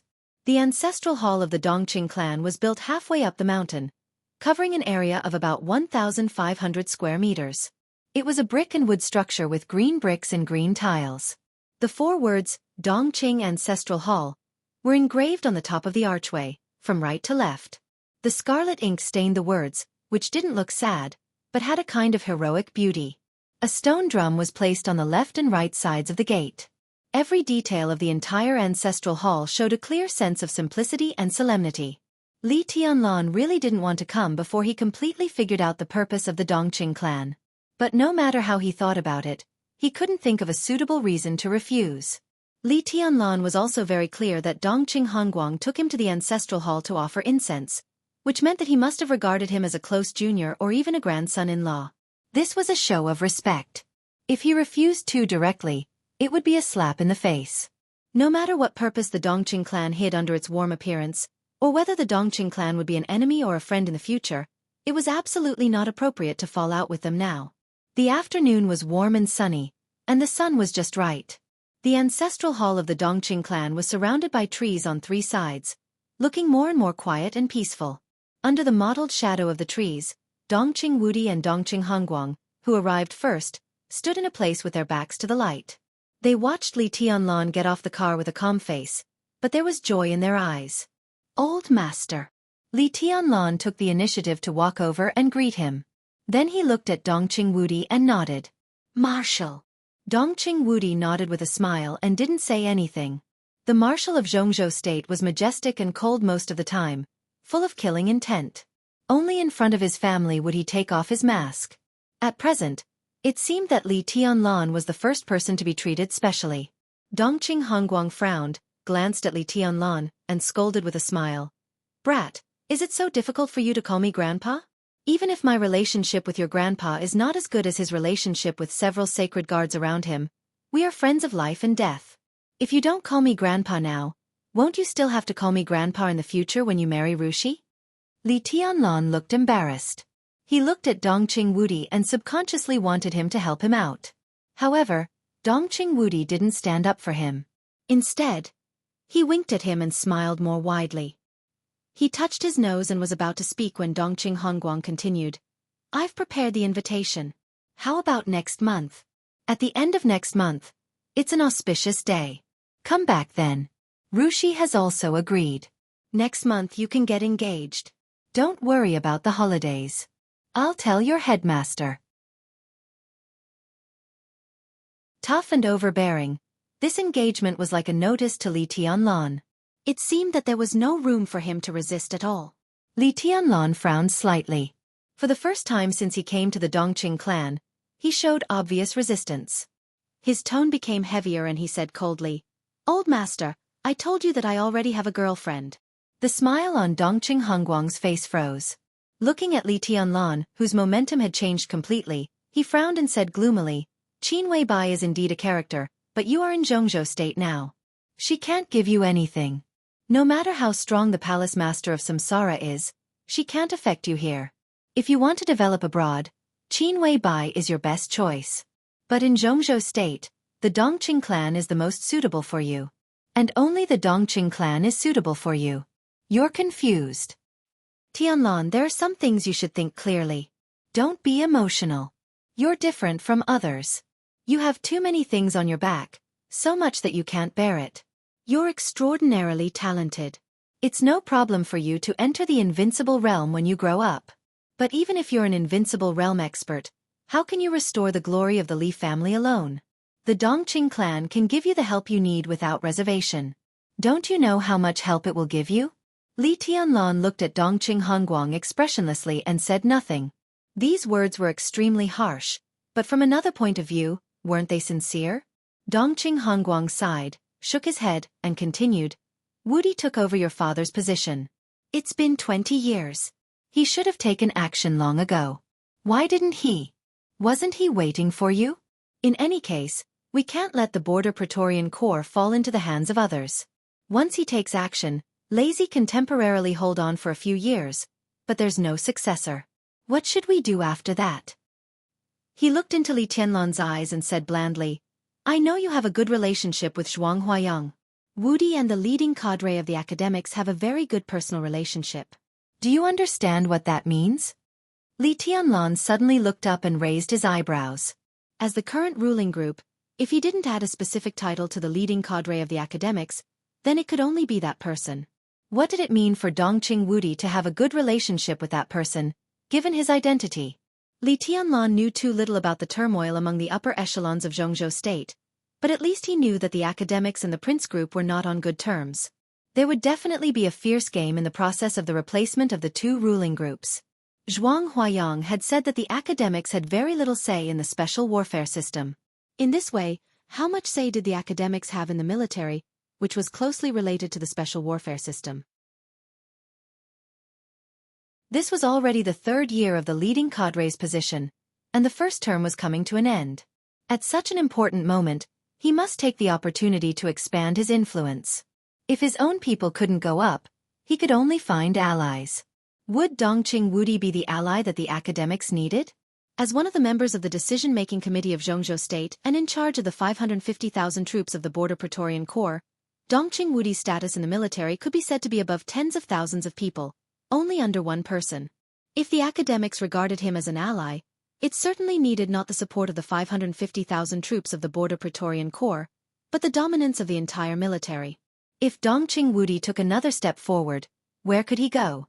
It seemed that there was only the position of director of the decision-making committee of Zhongzhou State and the standing minister of the army headquarters.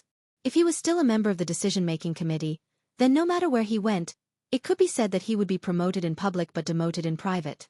If he became a director of the decision-making committee and presided over the daily work of the military of Zhongzhou State, only this position could be worthy of him, and it was also what Dongqing Wudi and the Dongqing clan needed most. After Dongqing Wudi left, Thunder God could hold the fort for a few years. According to Dongqing Hongguang, after Thunder God, the Dongqing clan hoped that he could control the 550,000 troops of the Border Praetorian Corps. A few years later, when he reached the thunder-shocking realm, he would indeed be qualified to take the military road, enter the decision-making committee, and become a director from a member of parliament. This road could also restore the glory of the Li family. If he took this road, as long as he grew fast enough and married Dongqing Rushi, he could get the full support of the giant group. At present, the risk of doing so was relatively small. Dongqing Hongguang was not joking when he said that he would use the whole family as a dowry. The alliance between the academics and the Dongqing clan, Zhuang Huayang's support for him, and that generous and loose cozying seemed to be gradually connected. Could it be that the old fox knew that the Dongqing clan had something to do with him from the beginning? Boy, don't let your grandfather down. The Dongqing clan is willing to pave the way for you with all its strength. You just need to go up. Dongqing Hongguang said slowly, and it's natural for a man to have 3 wives and 4 concubines. As long as you treat Rushi well in the future, who will pester you about some private affairs? That's settled. Will you come back at the end of next month? No, Li Tianlan said lightly. He refused directly and decisively. Looking at Dongqing Hongguang's suddenly angry eyes, he smiled and said frankly, I don't want to let Grandpa down, but I don't want to let myself down. Old master, I don't need 3 wives and 4 concubines. Just 1 is enough. The road you pointed out is good, but it's not suitable for me. The Li family only belongs to the special warfare system. I will take back everything of the Li family. Yes, I will take it back. Instead of getting something on the road of the Dongqing clan. I'm from the Li family, not from the Dongqing clan. Dongqing Wudi turned his head and looked at the woods outside the ancestral hall in silence. Dongqing Hongguang looked at Li Tianlan in a daze. His eyes were not angry, but a kind of sadness and pain that Li Tianlan could not understand, and even a trace of guilt. Your father, he opened his mouth and said with difficulty. He was also the commander of the Border Praetorian Corps. That's different. Li Tianlan said lightly. How could it be the same? 20 years ago, when the international situation was at its most tense, there were frequent border conflicts between countries. At that time, the Zhongzhou Praetorian Corps had just been established, and the personnel organization was not as large as it was now. At that time, the Border Control Corps was under the jurisdiction of the Special Warfare System of Zhongzhou State, not the military of Zhongzhou State. How could it be the same? Dongqing Hongguang smiled bitterly and suddenly remembered the name Dongqing Huangtu. If there was no accident, Li Tianlan also knew the name from Qin Weibai. Qin Weibai. Qin Weibai. What kind of magic potion did that woman give you? Tianlan, you'd better stay away from her. Dongqing Hongguang took a deep breath and said sincerely. Li Tianlan's face suddenly turned cold and he said coldly, You don't have to worry about it, old master. Well, Dad, let's go in first. Time's up. Dongqing Wudi saw that the atmosphere was about to freeze and had to stand up to smooth things over. He sighed inwardly. The old master's mentality was completely different from Tianlan's now. The last sentence should not have been said at this time. Dongqing Hongguang came to his senses a little and said, Where's your little uncle? Hasn't he come yet? There were 5 brothers in the old master's generation. However, in the past years, 3 of them had died on the battlefield. Today, only he and the youngest Dongqing Hanjian were left. Dongqing Hanjian also lived on the mountain, not far away, but for some reason, he hadn't shown up yet. I'll call little uncle. Dad, take Tianlan and Chochian first. Dongqing Wudi said and took out his mobile phone. Dongqing Hongguang nodded and walked directly into the ancestral hall with Li Tianlan and Dongqing Chochi. The ancestral hall in Dongqing City was divided into 3 sections. The space was huge. The first section was the stage, and on the left and right sides were wing rooms and wineries. It was an original ancient building. Walking in here, it was like walking into another era. The second section was the main hall. On weekdays, all the important meetings of the Dongqing clan were held here. The third section was the forbidden area of the Dongqing clan. Inside, there were all the spirit tablets of the deceased of the Dongqing clan. It was an independent courtyard, occupying almost a third of the ancestral hall. Dongqing Hongguang took the lead and walked into the courtyard of the third section. The spacious courtyard was quiet. The interior space was large, but it didn't seem spacious. Instead, it seemed a little crowded. Stone tablets appeared in front of Li Tianlan one after another, like a stone forest. Each stone tablet was densely engraved with small characters. A large number of stone tablets were arranged together, which was an indescribable shock. Li Tianlan subconsciously held his breath and began to read from the first stone tablet. One after another. The contents on the stone tablets were the same but not exactly the same. Each stone tablet was engraved with the life stories of the deceased of the Dongqing clan. The courtyard became quieter and quieter. All the noise seemed to have disappeared. Li Tianlan walked silently and looked at the stone tablets one after another. Understanding these stone tablets was almost equivalent to understanding the 7th generation of the Dongqing clan, which had been passed down to Dongqing Wudi's generation. For hundreds of years, this was the core and soul of the Dongqing clan. It had always been. 37 stone tablets. 37 people's lives. 31 people died in battle, and 6 people died of old age. Li Tianlan's face was flushed, and he only felt excited. Standing here, he felt like standing in front of the large cemetery behind the border camp. But this time, there was no resentment in Li Tianlan's heart, only glory. This was the glory and sorrow of the entire Dongqing clan. This was a crazy family, a glorious and cold-blooded family.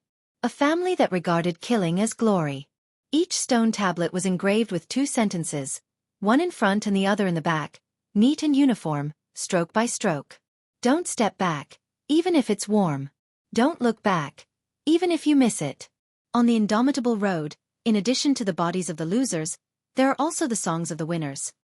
We died for a good reason. Was this the motto of the entire Dongqing clan?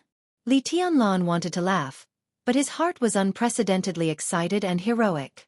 The stone tablets in front of him were neat, like a forest of heroic souls. Behind these stone tablets was the Dongqing clan's unswerving determination to kill and the unperturbed death that had been passed down for hundreds of years. We died for a good reason. We died for a good reason. Li Tianlan clenched his fists subconsciously, and there was an emotion that almost made him look up to the sky and roar in his heart. He took a deep breath and bowed deeply to the stone forest in front of him, just for the dozens of cold-blooded and warm-blooded heroes of the Dongqing clan. This is the Dongqing clan. Tianlan, as long as you are willing, such a clan is willing to spare no effort to help you in the next few decades. If you ask for anything, we will grant it. Dongqing Hongguang's voice sounded in front of Li Tianlan, sonorous and powerful. Help me. Li Tianlan straightened up and looked at Dongqing Hongguang. Dongqing Hongguang looked at him without flinching, with all kinds of emotions flashing in his eyes, extremely complicated. Li Tianlan subconsciously turned his head to avoid the old man's eyes, and whispered, Why? Old master, I'm not that noble, not to mention the friendship between the Dongqing clan and the Li family. If it's just because of friendship, if it were me, I wouldn't risk the destruction of the whole clan to pay for it. I can't do it, so I don't think others can do it. He said indifferently, So what on earth do you want for the Dongqing clan to help me like this? A child. Dongqing Hongguang said calmly, You and Rushi are engaged. I want a child of you and Rushi. It's as simple as that. Nothing else? Yes, but I can't say. Oh, then I can't believe it. Li Tianlan laughed at himself and said slowly, And what you want, I can't give it to you. He looked at the stone tablet in front of him, stepped forward and whispered, Old master, after offering incense, I'm going back to Huiting. My girlfriend is still waiting for me. I miss her very much. I'll go with you. Dongqing Hongguang nodded and said. Li Tianlan stopped and suddenly looked back, his eyes as sharp as a knife. Dongqing Hongguang was still calm and said with a chuckle, Don't be nervous, I just want to talk to her. By the way, I need Boss Qin to solve some problems for me. There are 5 free tickets every day, and they're all free. Brothers, don't forget to vote. Thank you. Thank you. How about changing the update time to 2:30 p.m. and 8:30 p.m?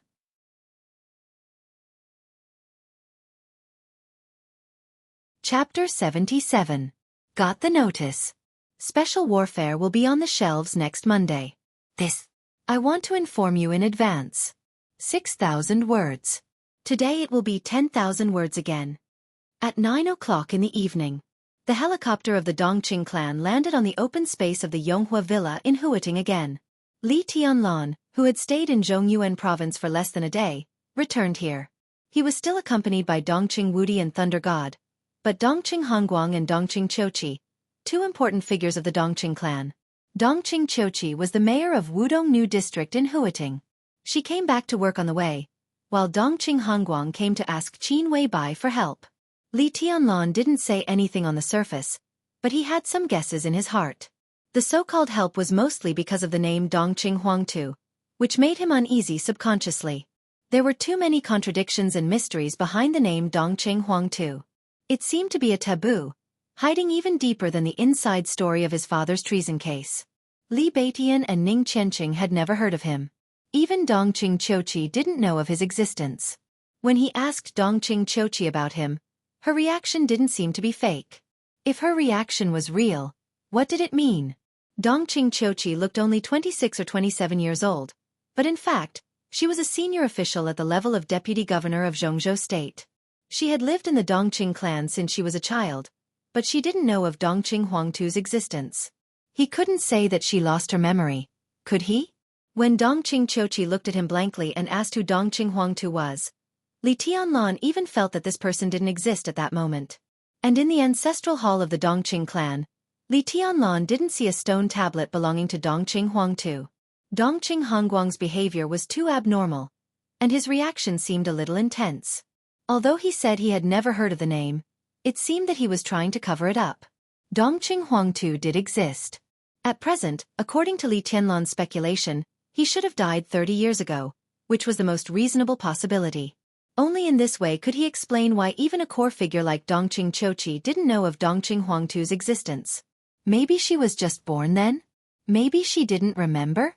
And this was the only way to explain the absence of Dongqing Huangtu in the major events that happened in the past 2 decades. But this most reasonable explanation also had a big loophole for Li Tianlan. Qin Weibai said that she had met Dongqing Huangtu and even got her belongings. In terms of timing, it didn't match at all. So far, it seemed that all the information he got about Dongqing Huangtu was extremely confusing and even contradictory. Li Tianlan didn't know what this meant. He wanted to have a good talk with Qin Weibai, but he was worried that she would think he was petty and jealous.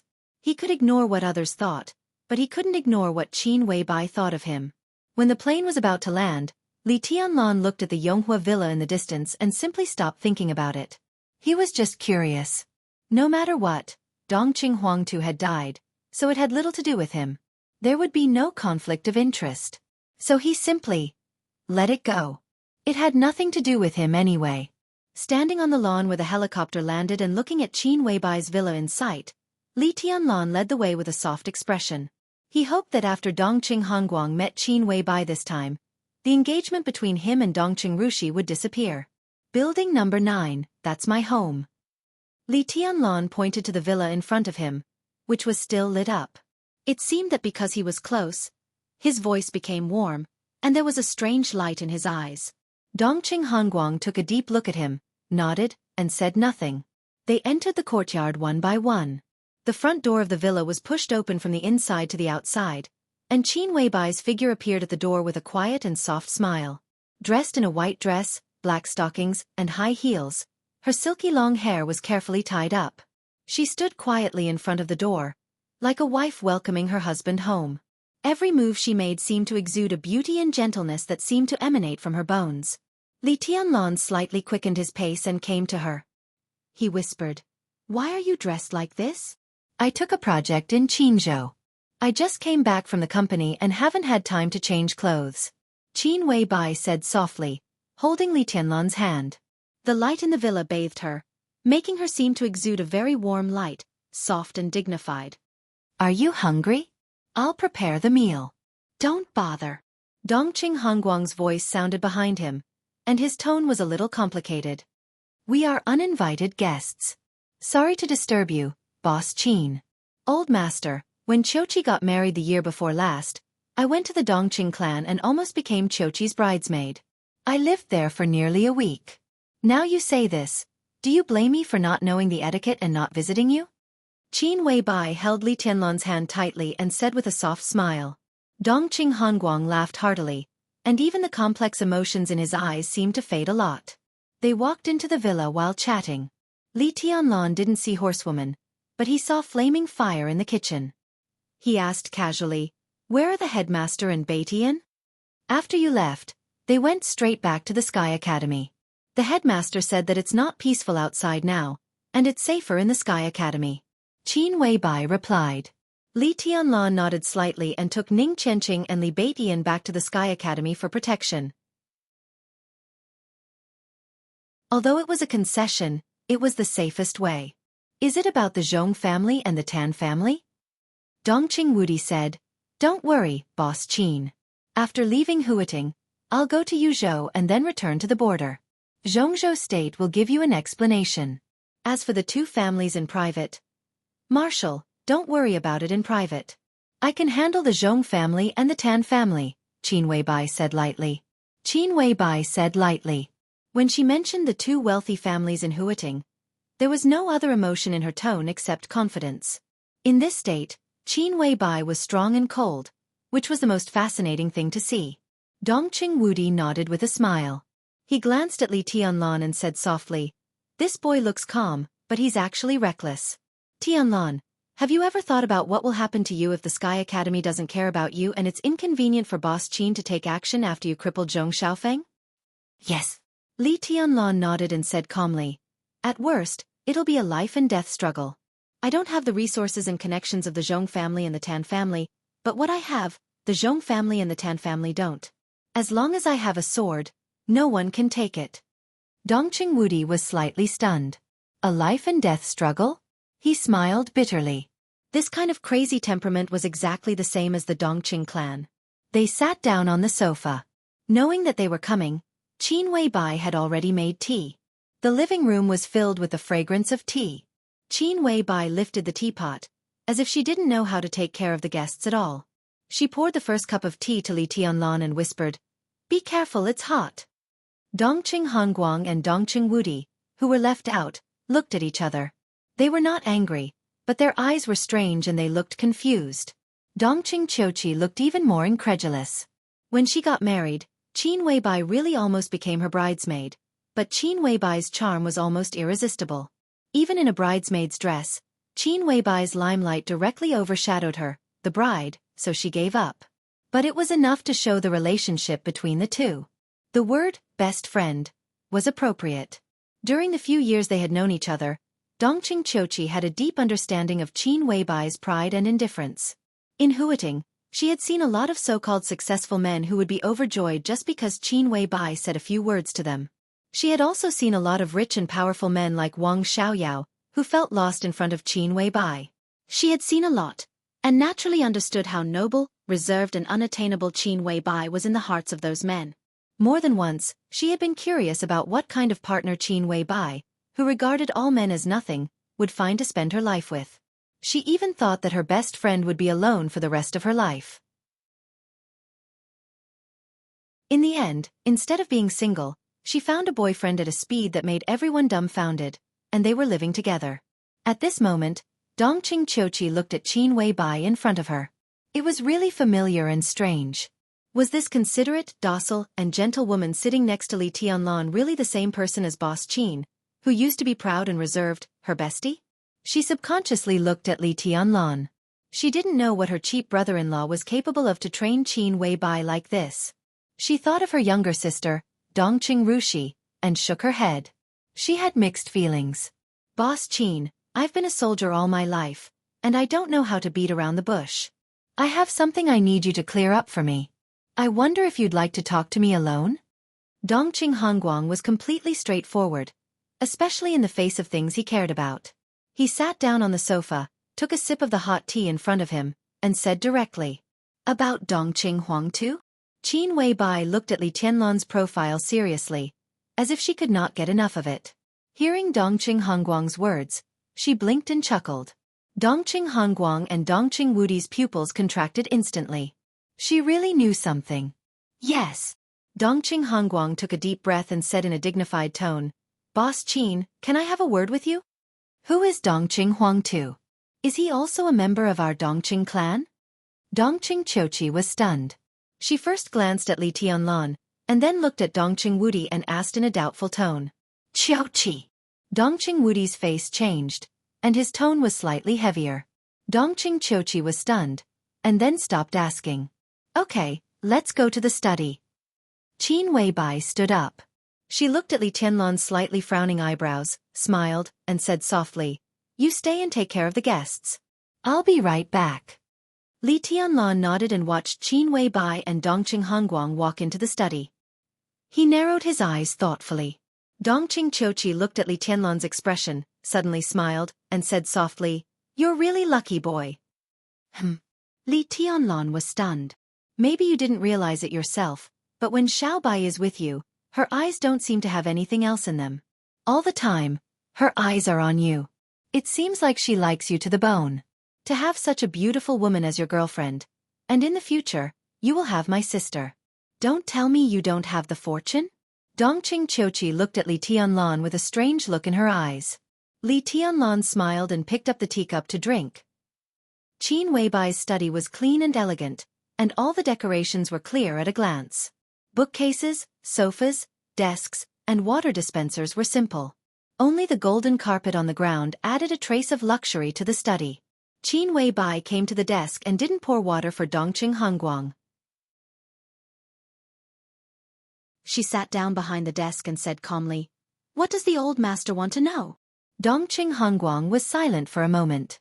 It seemed that he didn't expect Qin Weibai to be so straightforward. He narrowed his eyes and said softly, "Boss Qin, where did you hear the name Huang Tu?" Is it important?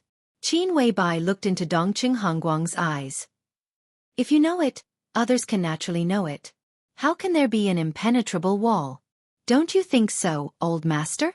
Dongqing Hongguang lowered his head and pondered. He inadvertently lit a cigarette. When the smoke drifted away, he was shocked. When he subconsciously wanted to put it out, Qin Weibai shook her head and said casually, "It doesn't matter. Tianlan also smokes. I'm not allergic to the smell of smoke." Dongqing Hongguang smiled bitterly, and his eyes were struggling. He looked at the stunning woman in front of him, who had a mysterious aura around her in everyone's eyes, and tentatively said, "In Zhongyuan province, Tianlan said that Huang Tu was besieged and died." "It's betrayal." Qin Weibai's face grew colder. In the lingering smoke, Dongqing Hongguang couldn't see her eyes clearly. Only a cold voice sounded and drilled into his ears. Besieging was a statement to the public. The real cause of his death was betrayal. Dongqing Hongguang instantly straightened up, and the momentum of a thunder-shocking realm expert soared. Who was it? The person he loved the most was also the person who loved him the most. Qin Weibai's tone was as calm as stagnant water. Dongqing Hongguang's expression changed dramatically. His lips moved, and a name was on the tip of his tongue. He wanted to say it, but he didn't dare. "It's not the one you think." Qin Weibai shook her head calmly. After a short silence, she said again, "Do you know how Li Kuangtu died that year? What happened that year was too coincidental, too coincidental." "What do you want to say?" Dongqing Hongguang's face grew paler and paler, even a little painful. "You've guessed it, but I have no evidence, so I can't give you an answer. Your guess is probably what I think." Qin Weibai glanced at him and pointed to the water dispenser. "If you want to drink water, help yourself." Dongqing Hongguang smiled bitterly and shook his head. He said sadly, "Then what should I do now?" His expression was bleak, but there was an extreme coldness and anger in his tone. "You don't need to do anything. Just wait. When Tianlan grows up, I will help him, at all costs with all my might." Qin Weibai's eyes were bright and dazzling, full of indescribable affection and persistence. Dongqing Hongguang was silent for a long time before he asked, "Samsara is in Billy State. Does it need help from the Dongqing clan? If you're willing, I want to borrow 10 heavenly rainbow from the Dongqing clan. Of course, we will give you a satisfactory reward afterward." Qin Weibai was quiet, but what she said hit Dongqing Hongguang's heart directly. Heavenly Rainbow. As a military giant, the Dongqing clan had been concentrating on researching some firearms that could pose a fatal threat to the masters of the 4 realms of martial arts in recent years. An important figure of the Dongqing clan even had a lifelong wish to research a quasi-murderous weapon. At present, the most famous product of the Dongqing clan was Mad Shot. Heavenly Rainbow was an upgraded version of Mad Shot, with higher cost and more sophisticated structure. 10 heavenly rainbows. The Dongqing clan now had 10 heavenly rainbows at most. This kind of weapon that had not yet been put into service was a top secret in the Dongqing clan. How did Qin Weibai know? The intelligence agency of Samsara is really resourceful. I admire it. Dongqing Hongguang took a deep breath and said, I can lend you Heavenly Rainbow. It's a loan. What can Samsara give the Dongqing clan? A full blow from a murderous weapon. Qin Weibai lowered her eyelids and said blandly. Dongqing Hongguang narrowed his eyes. A full blow from a murderous weapon. Although the 12 murderous weapons in the Dark World were ranked in order, each of them could pose a huge threat to the masters of the Invincible Realm, even a fatal threat. This condition was extremely valuable. Which murderous weapon? Dongqing Hongguang asked attentively. Qin Weibai didn't say anything. She just kept silent. Dongqing Hongguang seemed to understand. He nodded and stood up, saying, I'll send someone to send Heavenly Rainbow tomorrow. He turned to the door. When he was about to go out, he suddenly turned back and whispered, Samsara knows the Heavenly Rainbow of the Dongqing clan. It's surprising, but it's not impossible. But where did Boss Qin hear the name of Huang Tu? How can you even know anything about him? Qin Weibai turned her head and looked at the night outside the window. After a long silence she whispered, There's an old monk. I used to follow him for several years. Dongqing Hongguang took the lead to walk out of the study. Seeing him, Li Tianlan stood up subconsciously. Just as he was about to say something, Qin Weibai followed him out. Dad. Dongqing Wudi stood up subconsciously and called him. Dongqing Hongguang looked at Li Tianlan with a complicated look in his eyes, then nodded and said in a low voice, Go back to Zhongyan. Dongqing Wudi was stunned. He didn't seem to expect the old master to be so straightforward. He nodded silently and walked to the door. Qin Weibai and Li Tianlan walked them out of the villa. Standing at the door, Qin Weibai glanced at Dongqing Chochi and said with a smile, You're not staying here tonight? Forget it. I don't want to be a third wheel. Dongqing Chochi giggled. There's a standing committee meeting at the beginning of the month tomorrow. I'll call you after the meeting. Shall we go to the beauty salon together? Forget it. Qin Weibai shook her head, looked at Li Tianlan, and said softly, I'm going to Billy State tomorrow night. I'll accompany Tianlan during the day. Dongqing Chochi smiled playfully, nodded, and left after Dongqing Wudi. Are you leaving tomorrow? Li Tianlan looked at Qin Weibai and asked in a disappointed tone. It was an impromptu decision to come back this time. I need to arrange things over there as soon as possible. Qin Weibai took Li Tianlan back to the villa and took him directly to the dining room. At most half a year. I can come back in half a year. During my absence, you're not allowed to be abducted by Wang Yuetong or Dongqing Rushi. Do you understand? Li Tianlan nodded with a wry smile, but he was not in high spirits. Qin Weibai glanced at him and then at Flaming Fire, who was still busy in the kitchen. Is the soup ready? Yes. Flaming Fire answered. I made soup for you at noon. The heat is just right now. Drink some. Qin Weibai looked at Li Tianlan and said, then walked into the kitchen. Flaming Fire came out with Qin Weibai, who was holding a bowl of soup. She glanced at Li Tianlan. The supermaster of Samsara went upstairs with no expression on his face. Out of sight, out of mind. Qin Weibai put the soup on the table and sat opposite Li Tianlan. She said softly, It's very nutritious. Have a taste. You should pay attention to nutrition in the future. Life at the border is too hard. Now try as much as you can. Li Tianlan drank the soup in silence and nodded without saying anything. What's wrong? Are you unhappy?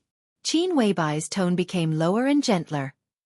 No, I just feel a little reluctant to see you leave tomorrow. I really can't bear to see you go. A hero's spirit is short, and love is long. Today, I finally understand the meaning of this. Li Tianlan took a big gulp of the soup, as if he wanted to suppress the sadness in his heart. He shook his head helplessly. Humph. Qin Weibai snorted softly, and her eyes were like silk. Coaxing me with sweet words again. What do you want? Li Tianlan glanced at Qin Weibai, and his heart skipped a beat. Tianlan. Qin Weibai's tone became more and more charming. Do you want me to crawl over, or do you want me to crawl over? Li Tianlan breathed heavily. He stared straight at Qin Weibai's face and stammered, Crawl over? Qin Weibai seemed to have gotten the answer. She glared at Li Tianlan, and her eyes were charming and shy. Her body quietly slipped under the table and crawled under Li Tianlan's feet. She knelt down on her knees in front of Li Tianlan. I know this by accident. I didn't do it well. Don't laugh at me. Under the table, Qin Weibai's voice was trembling, charming and gentle. A pair of small trembling hands reached over and found his belt. In the rustling sound, a gentle and delicate warm touch came directly. Li Tianlan gasped. All that was left in his mind was Qin Weibai's rosy and delicate mouth. That was the second heaven. Li Tianlan's mind was blank. 1 minute. 5 minutes. His body became tighter and tighter. Finally, he collapsed on the chair. He seemed to have no strength at all. Qin Weibai poked her head out from under the table. She pouted and looked at Li Tianlan. Eat it. At this moment, Li Tianlan didn't know what he was thinking. He subconsciously opened his mouth and ordered in a tough tone. Qin Weibai blinked and looked at him with resentment in her eyes. She moved her mouth and finally swallowed everything in her mouth. Bad guy, she said softly and looked into Li Tianlan's eyes. Li Tianlan's mind was blank. His eyes were red. A raging fire was burning in his chest, making him crazy. Drink soup. Drink shit. He suddenly bent down, picked up Qin Weibai's delicate body, and rushed upstairs. Qin Weibai exclaimed and patted Li Tianlan's back with her small hand. She smiled and said, Put me down first. Rinse your mouth. It's so dirty. Well, it should be, okay? Well, it's okay. The chapter of more than 6,000 words could have been posted at 2 o'clock. But there were too many words, so I wrote a little longer. Thank you to Tree in the Sky, Moon by the River, Husband Xiaoyu, Zero Icicle, and Yuan Yuan for your support and monthly votes. Thank you. Brothers, vote for Special Warfare if you have the votes.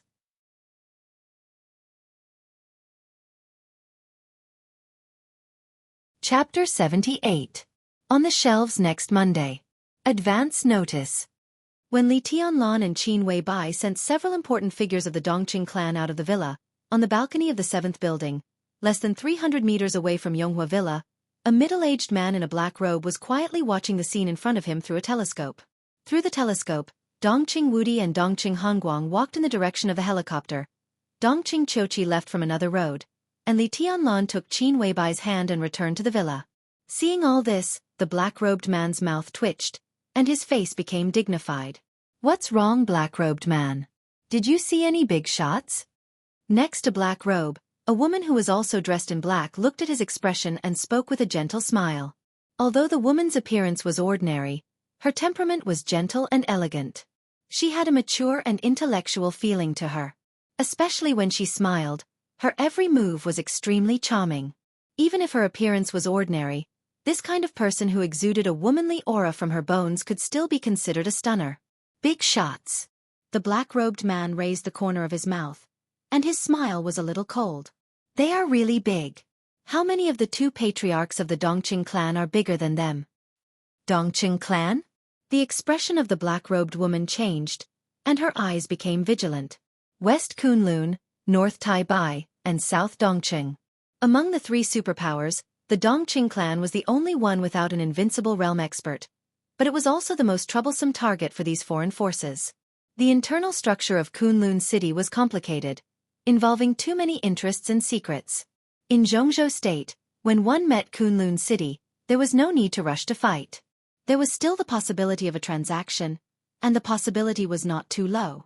Sai City of Taibai Mountains stood aloof from worldly affairs. It guarded the northeast of Zhongzhou State all year round, deterring countries such as Snow Country, Outer Mongolia, Gaoshan, and White Robe. Without clear orders from the higher-ups of Zhongzhou State, they would hardly intervene in matters outside the northeast. Only the Dongqing clan was the craziest and the most unreasonable. Dongqing Wudi was known as the god of massacre, but it did not mean that his ancestors were nice people. This family, which had been decisive in killing for hundreds of years, seemed to be extremely bloodthirsty in nature. The patriarch of each generation could be said to be a ruthless person who killed without blinking.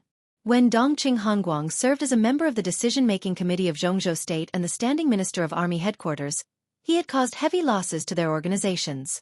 After Dongqing Wudi took over the Border Praetorian Corps, he had made their organizations suffer for many years.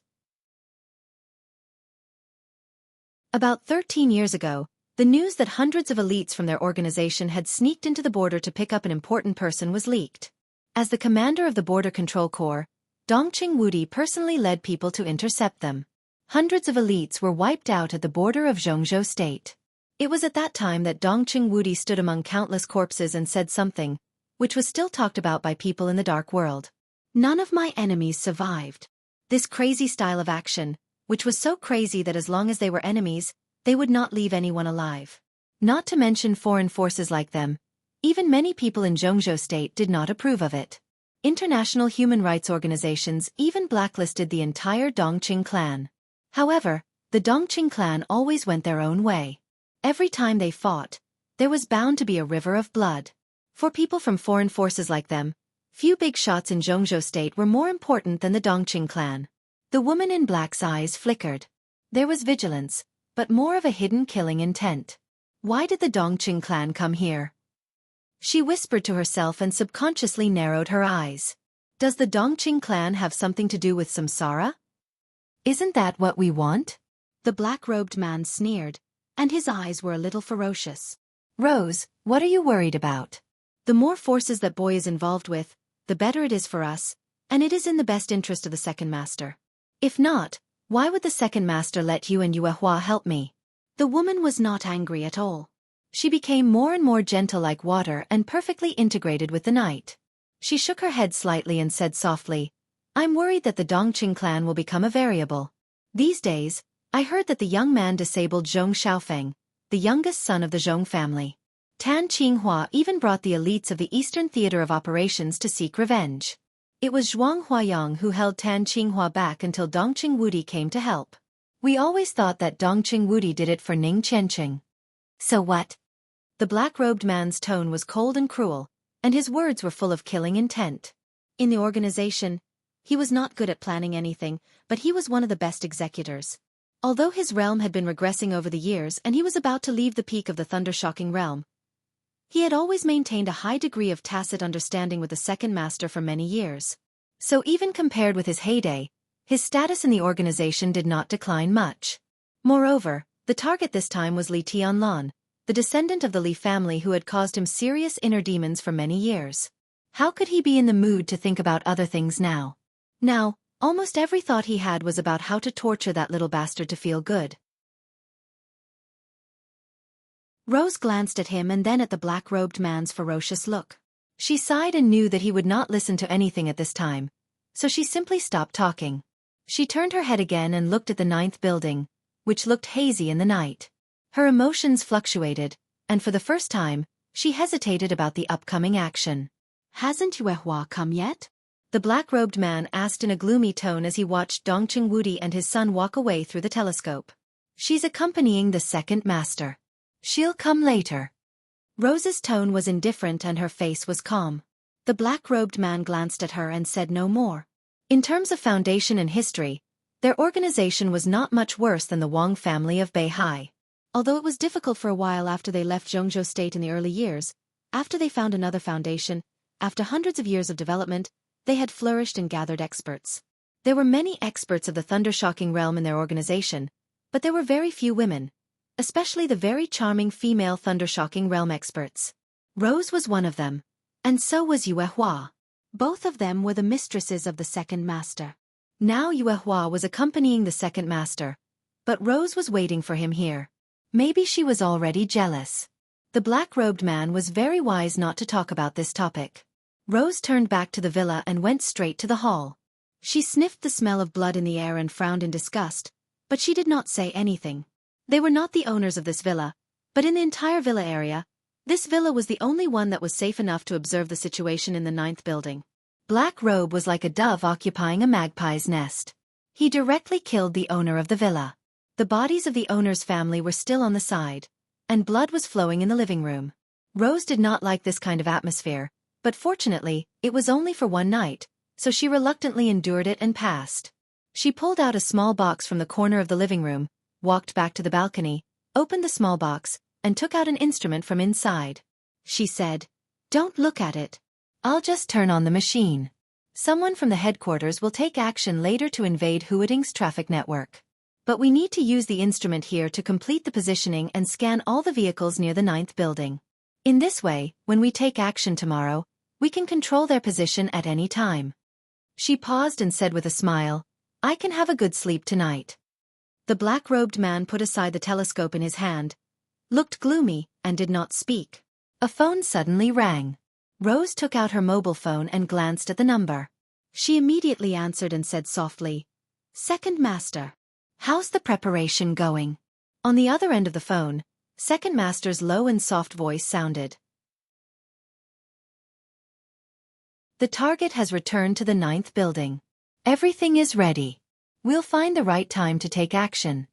Rose held the mobile phone and reported in a cautious tone. There's no need to look for it. Tomorrow morning is the best time. Tell the black-robed man that he must kill that young man. He can only succeed, not fail. Second Master's voice was still low on the phone, but there was a hint of coldness in it. Rose grunted and was silent for a few seconds. She suddenly said, Is it because of her? Who? Qin Wei Bai. You saw her once in England 2 years ago. I know. Now you see her living with Li Tianlan. Are you jealous? Rose gritted her teeth and plucked up her courage to ask. Ridiculous. Second Master's breath stagnated, and then he became a little angry. Rose, remember your identity. This is not a problem you should care about. I've asked Moonlight to bring a recovery potion to the black-robed man. You must kill that young man, understand? Recovery potion. It could be said to be one of the high-level potions within their organization. It could restore people to their peak strength in a short time when they were seriously injured. For people like the black-robed man who were not seriously injured, after taking the recovery potion, he could completely return to his peak state. This time, they just wanted to assassinate a non-entity who had not reached the ice-condensing realm, but they sent 3 experts at the peak of the thunder-shocking realm. This style of doing things could no longer be described as striving to be foolproof. I thought you were going to lend the murderous weapon of the organization to the black-robed man. Isn't it better to kill the target with one shot? Rose said in a somewhat agitated tone, her voice sharp. The black-robed man looked at her in surprise, turned around and quickly left the rooftop. It would do him no good to listen to this kind of conversation. On the phone, Second Master took a deep breath and said in a cold tone, Rose, your current mood is no longer suitable for this action. Rose grasped the phone tightly, bit her lips, and said nothing. For the glory of the organization, what's the point of personal feelings? Tomorrow is the most suitable opportunity. Once Li Tianlan dies, Zhongzhou State will become extremely lively. This is our chance, the chance we've been dreaming of. What kind of nonsense are you talking to me about? The Second Master's tone was extremely heavy. He was usually a person who did not show his emotions on his face. With such a tone, it was obvious how agitated he was right now. Rose took a deep breath and forced herself to calm down. She held the phone and said, Li Tianlan is not so simple. Dongqing Wudi and Dongqing Hongguang have just come to the number 9 villa, and the academic style of doing things is stable. But this time, Zhuang Huayang protected Li Tianlan at the risk of falling out with the Prince Group, which is enough to explain the problem. I know you want to use Li Tianlan's death to lure Li Honghe out. But if the Li family, Samsara, Dongqing clan, and the academics unite, what kind of power will it be? Second Master, this action is too risky. The more she spoke, the lower her tone became. The more she spoke, the more she felt that her inference was correct. This time, it was not a big deal, but now so many forces were involved. A slight move in one part would affect the whole. Once Li Tianlan died, who knew whether it would be a surprise or a nightmare waiting for them? Isn't that just right? Second Master was silent for a while and said with a chuckle, Do it cleanly. What's the risk? At that time, you just need to hold horsewoman and military counselor with Moonlight. Even with flaming fire, you can hold them for a while. Can you do it? Even if Li Tianlan re-enters the fire-flaming realm, how long can he last in the hands of the black-robed man who has taken the recovery potion? Rose was silent. Somehow, she felt more and more uneasy. After a long silence, she suddenly said, Second Master, have you ever thought that if Li Tianlan's highest realm was not the fire-flaming realm? How can the successor of the Li family be ordinary? With their inheritance, if Li Tianlan's talent is good enough, it is not impossible for him to enter the thunder-shocking realm. They have the invincible manual. So what? Second Master's tone was a little impatient. He is only in the chi-controlling realm now. Even if Li Tianlan is lucky enough to enter the Thundershocking realm, he will die once he uses the power of the Thundershocking realm. Do we need to discuss this topic now? But in case. There is no in case. If there is a so-called in case, then give up the black-robed man. He should have died 20 years ago. Who can recognize him now? Rose's face changed and she fell silent again. Give up the black-robed man? Maybe this was the worst plan of Second Master? But was it really worth it? Rose, tomorrow is the best chance.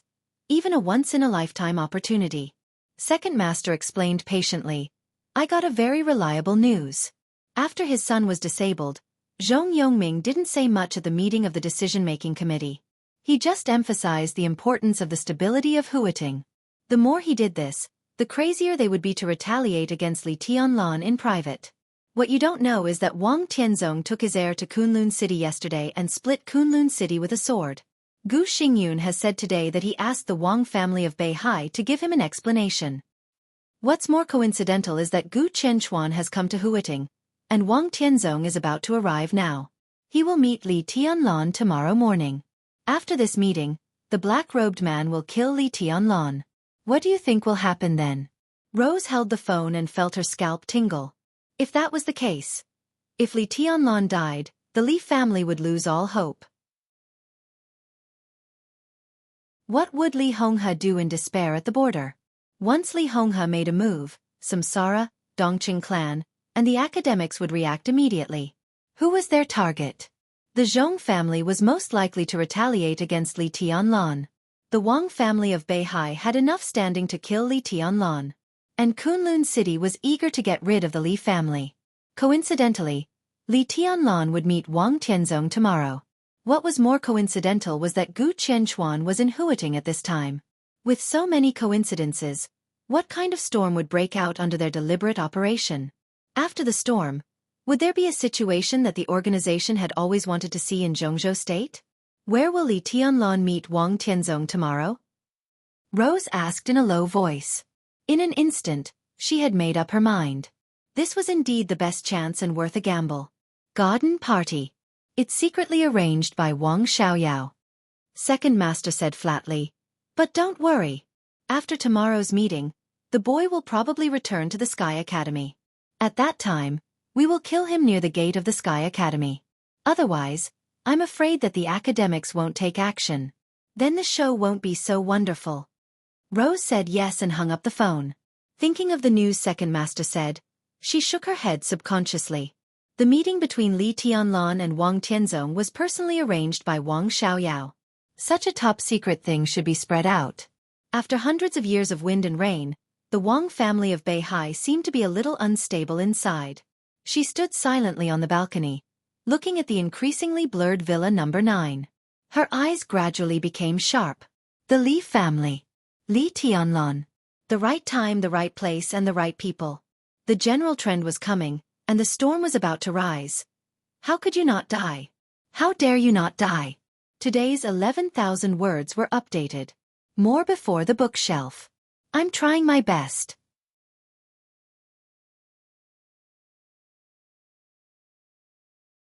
Chapter 79.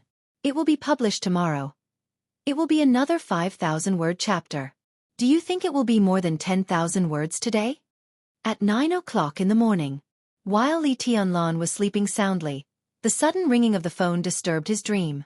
Li Tianlan moved in a daze and instinctively wanted to ignore the ringing, but the caller was extremely persistent. The phone rang again and again, and the originally pleasant ringtone became more and more harsh. He frowned and reached out to pick up the phone next to the pillow. He put the phone to his ear and said hello. Senior brother. Are you back to Huiting? Wang Yuetong's sweet voice sounded on the phone. It was crisp and sounded like a well-hidden joy. Li Tianlan was a little confused. Huiting, Zhongyuan, Huiting, Zhongyuan. He had been flying back and forth these 2 days. In addition, he was in a trance, so he couldn't tell where he was for a while. He moved his body, and Qin Wei Bai, who was obediently held in his arms, also moved. Her small hands holding him also slightly tightened. Smelling the rich fragrance in the air, Li Tianlan's mind became clear. He said, "What's the matter?" "I'm on my way to Yonghua Villa. I'll be there in about 15 minutes. Wang Yuetong giggled. The little princess of the Wang family of Beihai, who seemed to be deeply shocked by Li Tianlan and Qin Weibai living together a day ago, seemed to be full of blood. She said in a relaxed tone, "My father is now in Huiting, and he wants to see you." Wang Tianzong, the Sword Emperor of Zhongzhou State. Li Tianlan's mind was completely sober in an instant. He frowned slightly, but before he could speak, Wang Yuetong's sweet and clear voice continued to ring. "You have to see him, senior brother. You owe me." Beep, beep, beep. The phone was hung up. Li Tianlan held the phone in a daze for a while, shook his head, and was ready to get up. However, as soon as he moved, Qin Weibai subconsciously stuck to him again. Feeling the smooth skin of the beauty beside him, Li Tianlan was excited again. Then he smiled bitterly and lowered his head to kiss Qin Weibai's face. Qin Weibai reached out her small hand and wiped her face. She murmured sleepily, "I'm so tired." Li Tianlan coughed awkwardly. He had indeed gone a little crazy last night. Qin Weibai's charm could really make people lose their minds. Every little expression and every little interest could make him lose control. The two of them tossed and turned until dawn before they fell asleep in a daze. When they woke up at this time, whether it was him or Qin Weibai, their spirits were a little overwhelmed. The sun was shining brightly outside. Li Tianlan lay back on the bed and sighed softly. In this kind of weather, it was the most comfortable to hold his beloved woman in bed. Even if they did nothing, it was much better than going out. Who called? Qin Weibai opened her eyes reluctantly. She wrapped herself around Li Tianlan and asked sleepily, "Wang Yuetong." Somehow, Li Tianlan felt a little guilty. He coughed and said in a low voice, "Wang Tianzong came to Huiting and said he wanted to see me." Qin Weibai's somewhat confused and lazy eyes suddenly focused, and she seemed to be thinking about something. "It's okay to see him. It's okay." After a moment of silence, she sat up from the bed and fetched some clothes for Li Tianlan. In Zhongzhou State, if the Sword Emperor wanted to see someone, he had to see him or not. Even if the Samsara and the Dongqing clan stood together, it would be useless. Besides, it was just a meeting. How big a deal could it be? Li Tianlan agreed and let Qin Weibai help him get dressed. In addition to being satisfied, he looked at her serious expression and even a little complacent. "I wanted to spend some alone time with you today, but it seems that I can't. After the meeting, you should go back to the Sky Academy. It's a little unsafe outside now. I'll fly to Billy State in the afternoon or evening. It may be better when I come back." Qin Weibai tidied Li Tianlan's collar and said softly, "Is it dangerous?" Li Tianlan looked into Qin Weibai's eyes seriously and asked, "What kind of organization is Samsara? What are you going to do in Billy State?" Qin Weibai's bright eyes flickered and she said with a smile, "Samsara is Samsara Palace. Compared with super dark forces like the Wang family of Beihai, Samsara Palace can only be regarded as a rookie. Because of its small staff and simple organization, it has always been very mysterious in the eyes of the outside world. Samsara wants to narrow the gap with those super forces. Billy State is a very key step, and it is also something we have been planning recently. This time, people will die, but I will be fine. My sister will protect me. She is an expert of the invincible realm. There are also strong and weak experts of the invincible realm," Li Tianlan said calmly, but he felt a little uneasy for no reason. It seemed that Qin Weibai's trip was very dangerous. "Don't worry. My sister is very strong. She is of the invincible realm on the divine list, and her ranking is very high. I'll introduce her to you someday and let her guide you in martial arts." Qin Weibai helped Li Tianlan get dressed and wrapped herself in the quilt again. She squinted and said with a smile, "During the time I'm not here, you behave yourself, okay?" Li Tianlan said yes, suddenly bent down, held Qin Weibai's head, and kissed her hard.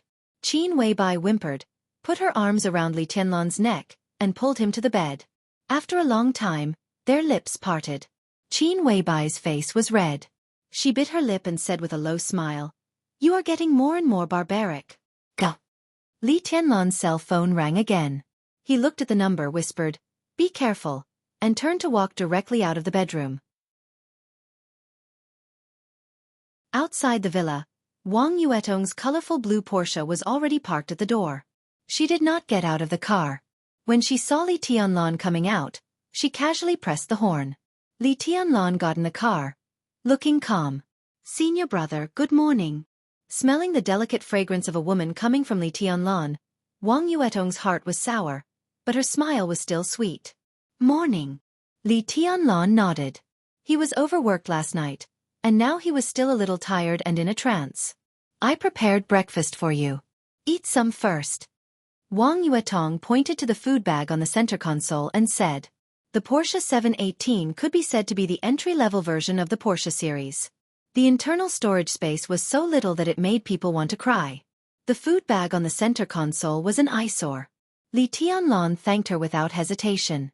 When Wang Yuetong drove out of the villa area, he also finished a cup of coffee and a burger. "Why does His Highness Sword Emperor want to see me?" Li Tianlan asked in a flat tone. Now he would not deliberately ignore Wang Yuetong, nor would he tease the most sensitive mind of the girl. But the alienation in his words was obvious. He clearly did not want to be too close to her. "Nothing. I just want to see you, the wind and thunder veins, and thank you for saving my life," Wang Yuetong said with a smile. Her big eyes blinked, pure and enchanting. Today, she was dressed in a cartoon sweater, jeans, and canvas shoes. She looked gentle and quiet, but combined with her enchanting temperament, she suddenly looked like a charming little goblin. Little goblin. Thinking of Qin Weibai's words, Li Tianlan smiled with soft eyes. "You don't have to thank me." He shook his head and said, "I've said it. We are even." Even? Wang Yuetong turned to look at Li Tianlan with burning eyes. "What about the debt with Ning Qianqing? I will pay it back as soon as possible." Li Tianlan turned to look out of the window and said coldly, "Where shall we meet?" "Garden party." Wang Yuetong's big eyes were slightly dim, and she subconsciously sped up. This was the second time Li Tianlan came to the garden party. After parking the car, Wang Yuetong led the way without talking to Li Tianlan. She held her head high like a proud little swan. Li Tianlan was too lazy to guess and had no interest in guessing. Following the same route as last time, he went deep into the mysterious club and came to the pavilion where he met Xian Xuanzi last time. Wang Xiaoyao stood outside the pavilion with a gentle and quiet young man. Seeing Li Tianlan coming, no matter what he thought, he at least smiled. "Tianlan, we meet again." Since he was a guest, Wang Xiaoyao took the initiative to humble himself, reached out his hand and said with a smile. "Hello, Mr. Wang." Li Tianlan looked calm and shook hands with Wang Xiaoyao. A trace of rich and light fragrance went into Wang Xiaoyao's nostrils. Wang Xiaoyao was stunned for a moment, and then his whole face suddenly became stiff. Qin Weibai had a body fragrance that could not be replaced by any perfume. It was completely innate. He had been pursuing Qin Weibai for several years. Although he had never been able to get close to the goddess in his heart, Wang Xiaoyao remembered the rich and natural smell of the goddess clearly. It was even haunting. But now, he could clearly smell the scent that belonged to Qin Weibai on Li Tianlan. At this moment, Wang Xiaoyao's brain was roaring, and his heart seemed to be tightly clenched by a hand. It was so painful that he could hardly breathe. He held Li Tianlan's hand stiffly, and his breath was disordered. He could not say a word of the speech he had prepared. "Second uncle." The young man beside Wang Xiaoyao coughed quietly. Wang Xiaoyao suddenly came to his senses and subconsciously let go of Li Tianlan. He forced a smile and looked a little lost. He turned around and looked at the clear pool under his feet. He took a deep breath, and his eyes were unprecedentedly gloomy. The young man looked at Wang Xiaoyao in surprise, and then smiled and reached out to Li Tianlan. "Hello, I'm Wang Shengxiao. Thank you for saving my sister." Wang Shengxiao. He ranked first among the top 10 experts of the young generation. He had wind and thunder veins and was known as the young heavenly sun. Li Tianlan's pupils contracted slightly, and he looked seriously at the heir of the Wang family of Beihai in front of him. Now he should be in the thunder-shocking realm, right? "Hello." He held Wang Shengxiao's hand and kept his composure. Wang Shengxiao smiled warmly. His face was handsome and tough, and his temperament was modest and gentle. He looked more like a quiet and gentle young scholar, without any sharpness and arrogance of the young heavenly sun. I heard from Yue Tong that you have wind and thunder veins. We have the same physique. If you don't mind, I'll leave you my contact information later. How about we compare and learn from each other when we have time? Of course, we should not overdo it, so as not to hurt our friendship. When there's a chance. Li Tianlan's smile was also very sincere, but only he knew what he was thinking in his heart. Do you regret not meeting each other earlier? In recent decades, only 2 people with wind and thunder veins have appeared in the dark world. Now we meet for the first time, and you're so handsome. Senior brother, you're as handsome as my brother. Wang Yuetong giggled, and her smile was cheerful. Wang Shengxiao's handsome face froze slightly. He looked at Li Tianlan, who looked ordinary and delicate at best. He smiled on the surface, but he was smiling bitterly in his heart. It was okay that their physiques were the same. But his silly sister said they were equally handsome. How much of his conscience did he have to say this? He let go of Li Tianlan's hand and touched his face subconsciously. Since you're here, come in. A gentle voice rang out from the pavilion, neither fast nor slow. Li Tianlan's heart skipped a beat, and he looked up subconsciously. In the pavilion, a figure that wasn't very tall and sturdy was throwing fish food into the pond with his back facing them. It was a figure that looked very ordinary, even unremarkable. He scattered the fish food in his hand casually, neither fast nor slow. But in a trance, he was connected with the whole pavilion. All the small bridges and flowing water around him seemed to have become a part of him. Li Tianlan did not move forward, but slightly closed his eyes. Everything in front of him disappeared completely, and his sight was dark. In all of Li Tianlan's perception, there was no pavilion, no flowing water, and even Wang Xiaoyao and others had disappeared. In front of him, there was a vast and abundant momentum like the sky, like the sea. This was the real momentum of invincibility. It filled the world motionlessly, and when it moved, it was earth-shattering. Li Tianlan suddenly opened his eyes and took a deep breath. In a short time, his forehead was already covered with sweat. You're good. In his sight, the figure in the pavilion had turned around and looked at Li Tianlan with a strange look in his eyes. The wind and thunder veins that have touched the road to invincibility are interesting. Li Tianlan exhaled the turbid air in his chest, subconsciously straightened up and whispered, Sword Emperor. Sit. Wang Tianzong waved his hand and pointed to the stone table in the pavilion. Li Tianlan walked over and sat down, looking at Wang Tianzong without saying a word. The man in front of him, whose every move seemed ordinary but was actually like a dragon and a tiger, was likely to be the first person in the dark world in name or in fact. But Li Tianlan's heart was unprecedentedly calm and indifferent. Your surname is Li? Wang Tianzong looked at Li Tianlan with great interest. Li Tianlan's heart sank for no reason, but his expression did not change. He just nodded slightly. A young man who clearly wants to be even with the Wang family of Beihai, a young man who is highly valued by the Dongqing clan, a young man who can make Qin Weibai recommend herself to sleep with him, a young man who is highly valued by the academics, a young man who can use the 10th blade of vastness. Wang Tianzong's smile was still gentle. He looked at Li Tianlan, who was still calm in front of him. It's interesting, isn't it? How do you know? Even at this time, Li Tianlan's tone was still calm without any fluctuation. I heard from Yue Tong how you saved him. The 24 moves of Sword of Zhuanyuantai of Kunlun is a unique skill that runs through the entire map of God of War. But for hundreds of years, no one can use the 24 moves of sword except for the ancestor of Zhuanyuantai of Kunlun, who created the map of God of War. For hundreds of years, the gods of war of Zhuanyuantai of Kunlun either practiced the balance manual or the peak manual. If they didn't practice the strongest invincible manual, the 24 moves of sword would be less elegant. Including the 10th blade, several moves in the 24 moves of sword belong to the domain of the invincible manual. Am I right? Wang Tianzong looked at Li Tianlan, his eyes becoming gentler. Yes. So how do you know? Li Tianlan still said calmly. The 10th blade of Boundless was the domain of the invincible manual. His ancestors couldn't use it at all. It could be said that this sword had never appeared in the world. It was incredible that Wang Tianzong could determine that it was the 10th blade based on Wang Yuetong's oral description. When the ancestor of Zhuanyuantai, who was also the first god of war of Zhongzhou state, created the 24 moves of sword, he integrated a set of punching techniques of your Shenyuan bloodline. At the same time, He also used some unique skills of the Wang family of Beihai for reference. There are some records of the 24 moves of sword in the Wang family of Beihai. Wang Tianzong said lightly. He looked at Li Tianlan and continued, I learned swordsmanship from Senior Li when I was a child. How is Senior Li now?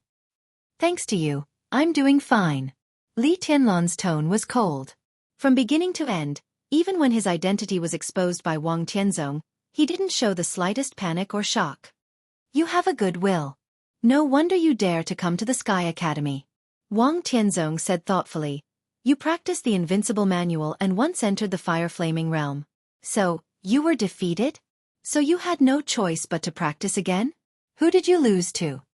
Li Tianlan didn't say anything. He just looked at Wang Tianzong with cold eyes. It was not hostility, but a kind of alienation and indifference that he subconsciously wanted to keep a distance from. Wang Tianzong looked at him for a while, nodded, and said softly, Do you have a knot in your heart for the Wang family of Beihai? Because of what happened to your father? I can understand what you did. If I were you, I would do the same. So you don't need to explain? You can explain. The conversation between the two was getting faster and faster, and the atmosphere was getting more and more solemn. Wang Yuetong, who was beside them, had long been stunned. Senior brother Tianlan. Was he the successor of the Li family? No wonder he wanted to be even with her. No wonder. No wonder. She bit her lip tightly. Her mind was in a mess, and she was at a loss for a moment. I'm the patriarch of the Wang family of Beihai. Wang Tianzong took a deep look at Li Tianlan and said slowly. This was his explanation. It was empty, but it explained everything. Li Tianlan seemed to understand, but he also seemed not to understand. He just nodded coldly and said calmly, So I will die here today. At this moment, he suddenly remembered what Great Master Wu Wei had said. He said that he would have a tribulation in the near future, but he did not expect that it would happen here. I won't kill you. Wang Tianzong shook his head. I don't think it was right for the silence of the Wang family of Beihai. But it was wrong to kill you. You won't die. But similarly, I want to give you a suggestion. I'd like to hear the details. Li Tianlan nodded, without any emotional fluctuation. Go back. The Sky Academy is not suitable for you. Wang Tianzong said indifferently. Li Tianlan smiled. He had been calm, as if he would not be angry or afraid, but his momentum suddenly changed, and his eyes began to show a kind of madness and fierceness. Go back. Back to where? Back to the border? It's up to you. You can go back to the border or go abroad. It doesn't make sense for you to come here this time. The Li family no longer exists. Even if you enter the Invincible Realm, the Li family can't be glorious again. Zhongzhou State is no longer suitable for you. Wang Tianzong did not look at Li Tianlan and said slowly. Li Tianlan's smile became more and more crazy. His eyes seemed to be burning with a strong flame. Everyone could feel the heat and persistence in his eyes. You are the Sword Emperor, the best in the world, but you are not God. You can't control everyone's fate. So I won't go. I will take back everything the Li family lost, little by little. You can't take anything away. Wang Tianzong's tone turned cold. This is no longer the era of the Li family. The era is created by people. Li Tianlan sneered and said, I want to have a try. You can't stop me. He hammered his chest with all his might. The force was so great that it felt like he was hammering his own soul. Blood gushed out of the corner of his mouth, but in addition to madness, there was only desperate determination in his eyes. I bet on the dignity and honor of the Li family. In the past 20 years, the lives and honor of nearly 1,000 people of the Li family are here, and they are all on me. You can't stop me. No one can stop me. Wang Tianzong turned to look at the pool outside the pavilion and said coldly, Then you can have a try. Li Tianlan wiped the blood from the corner of his mouth, nodded and said directly, Goodbye. He turned and left the pavilion without looking back. The atmosphere in the pavilion was oppressive and silent. Wang Yuetong, who had been in a daze, finally came to her senses. Looking at Li Tianlan's back, she screamed, Senior brother, and subconsciously rushed in the direction of Li Tianlan's departure. Wang Shangxiao frowned slightly and said in a low voice, Dad! Wang Tianzong shook his head and looked at his daughter who was chasing Li Tianlan. He said expressionlessly, "You have the ambition of a wolf. You are not a good match. Thank you for the monthly ticket of Sword in the Zither."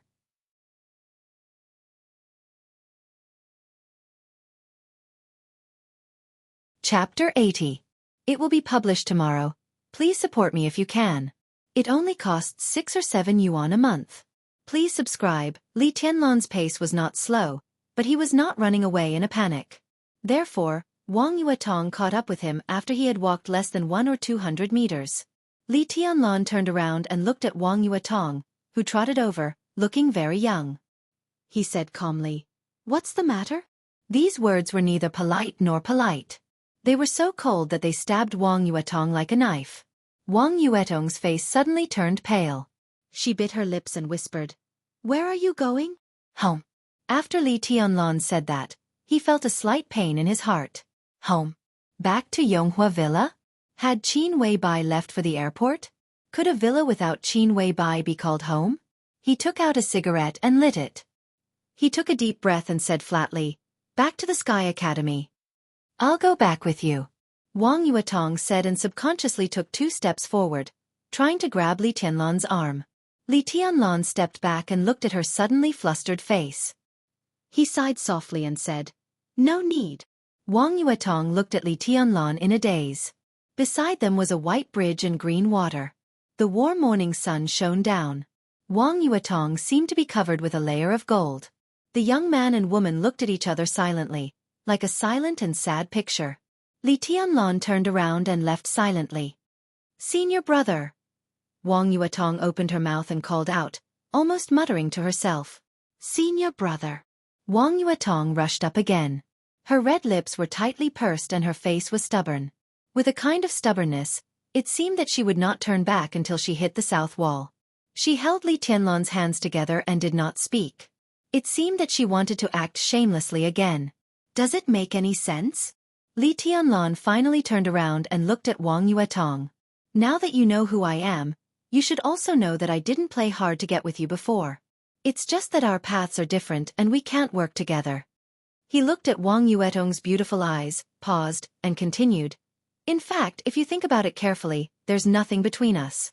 You helped me in the entrance maneuver, and I saved you outside the academy. There's nothing unforgettable or sentimental. I know my attitude may make you uncomfortable and unconvinced, but that's just an emotion.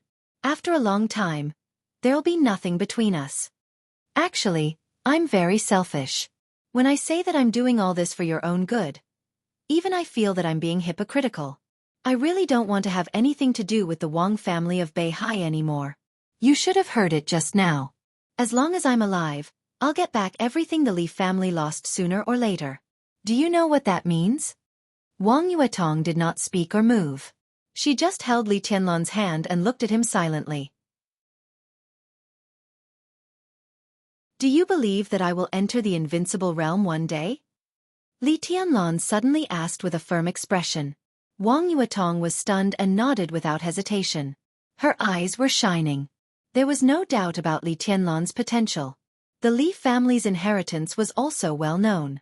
The invincible manual in the map of God of War emphasized the state of mind the most. Li Tianlan might have been defeated, but after recultivating, his path could definitely be more stable than before. It was only a matter of time before such a person entered the invincible realm, the kind of invincible realm that could be ranked on the divine list. After seeing Li Tianlan's potential, no one doubted it. "I also believe it." Li Tianlan smiled, patted Wang Yuetong's little hand, and whispered, "So if I'm lucky enough to live to that day, then we'll be enemies. Don't you understand?" Looking at Wang Yuetong's pale face, Li Tianlan smiled and pulled his hand out of her hand little by little. He nodded and said, "Goodbye." He just turned around. Behind him, a delicate body suddenly rushed to him. Li Tianlan's body stiffened slightly. Wang Yuetong, who hugged him from behind, shook her head desperately and said with a crying voice, "It's not like that. I'm not convinced." "Li Tianlan, you bastard, why do you treat me like this? I found that I like you. I just fell in love with you, and you let me fall out of love? Bastard, I just like you, just like you. Why can't you be nicer to me?" There will be a way to solve the problem between the Li family and the Wang family. There must be a way. She just liked him, just liked him. Li Tianlan's body stiffened in place. At this moment, he was even at a loss. Wang Yuetong became more and more emotional. She held Li Tianlan's arms harder and harder, and she sobbed behind Li Tianlan without hiding it. It was very complicated to like someone, and it might take a lifetime. It was also very simple to like someone, and it only took a moment. Wang Yuetong didn't know when it started. In just a few days, Li Tianlan left a deep impression on her. He was calm. He was when he pulled out his sword, his silence, his indifference, his domineering attitude, and countless Li Tianlan were more and more obvious in her heart. She could clearly recall Li Tianlan's every movement and expression, and even clearly remember every word he said. This man who had barged into her world when she was unprepared had unknowingly taken up residence in her heart. Not convinced? Maybe. Not convinced? It didn't matter. Wang Yuetong didn't want to know when it all started. She only knew that when Li Tianlan said that they would become enemies, her heart convulsed into a ball, and the pain was heart-wrenching. That was love. That was love. Li Tianlan stood quietly in place, feeling Wang Yuetong's increasingly strong hands.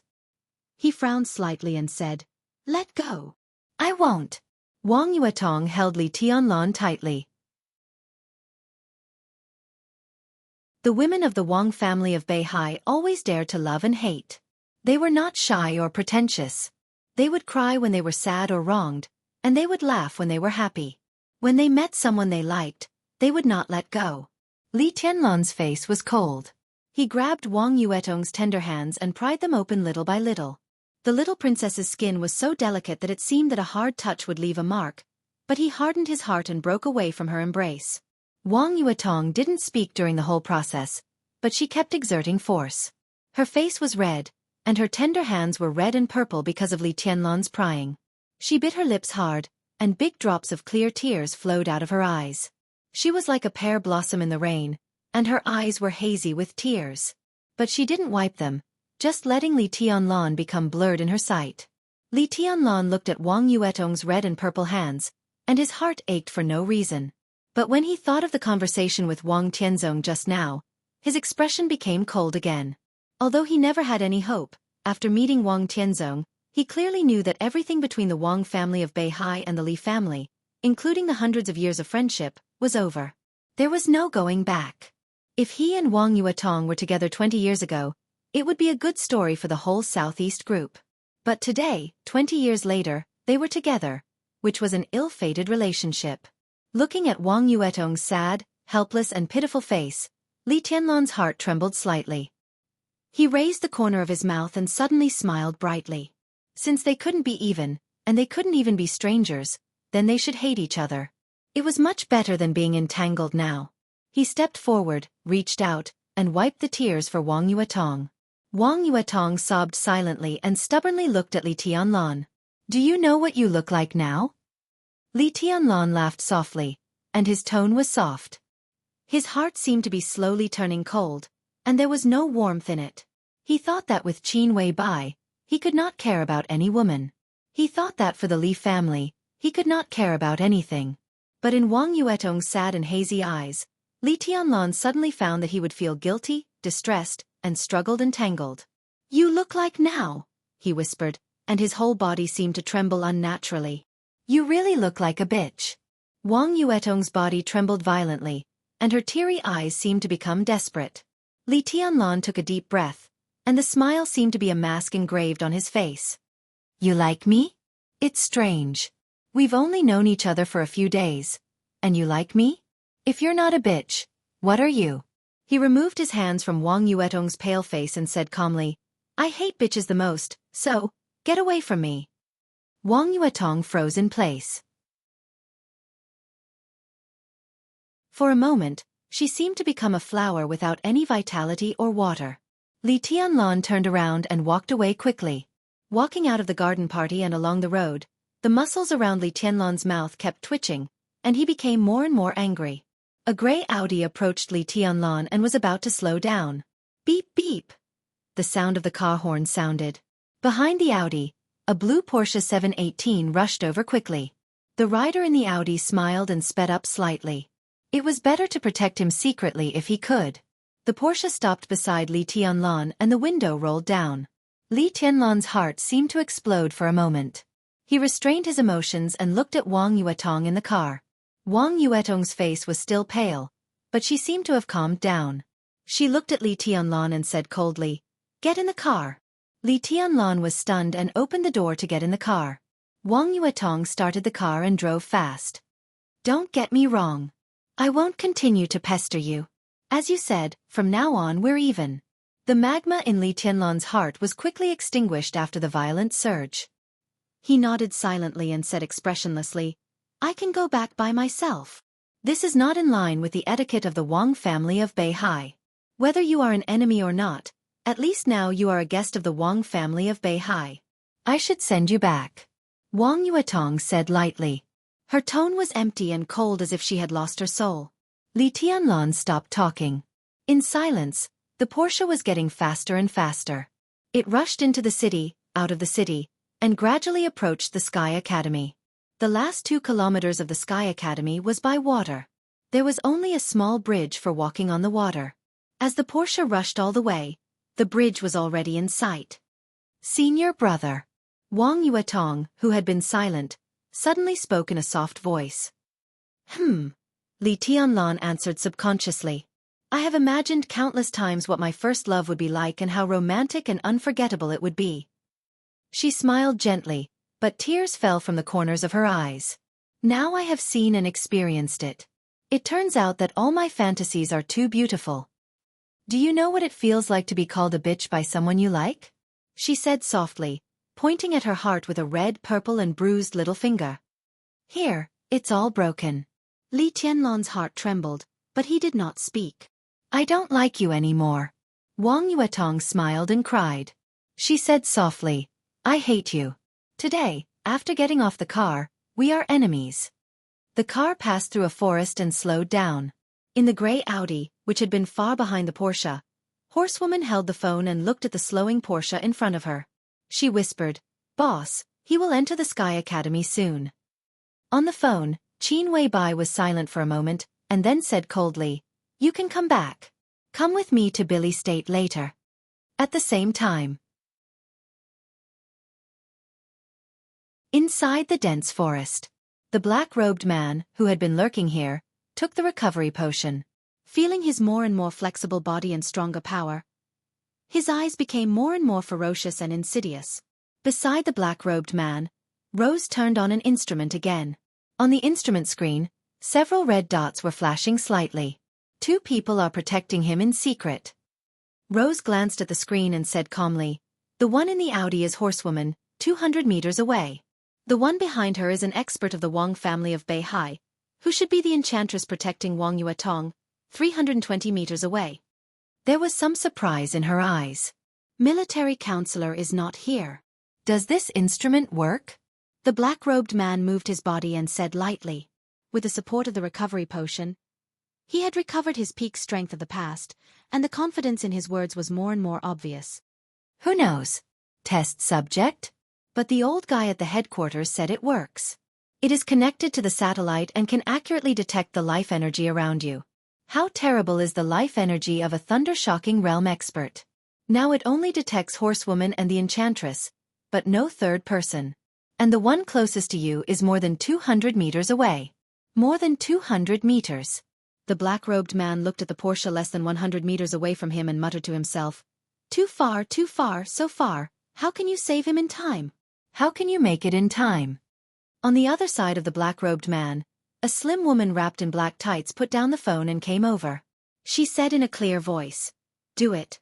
Rose and I will hold off the Enchantress and Horsewoman. The black-robed man, kill Li Tianlan and seriously injure Wang Yuetong.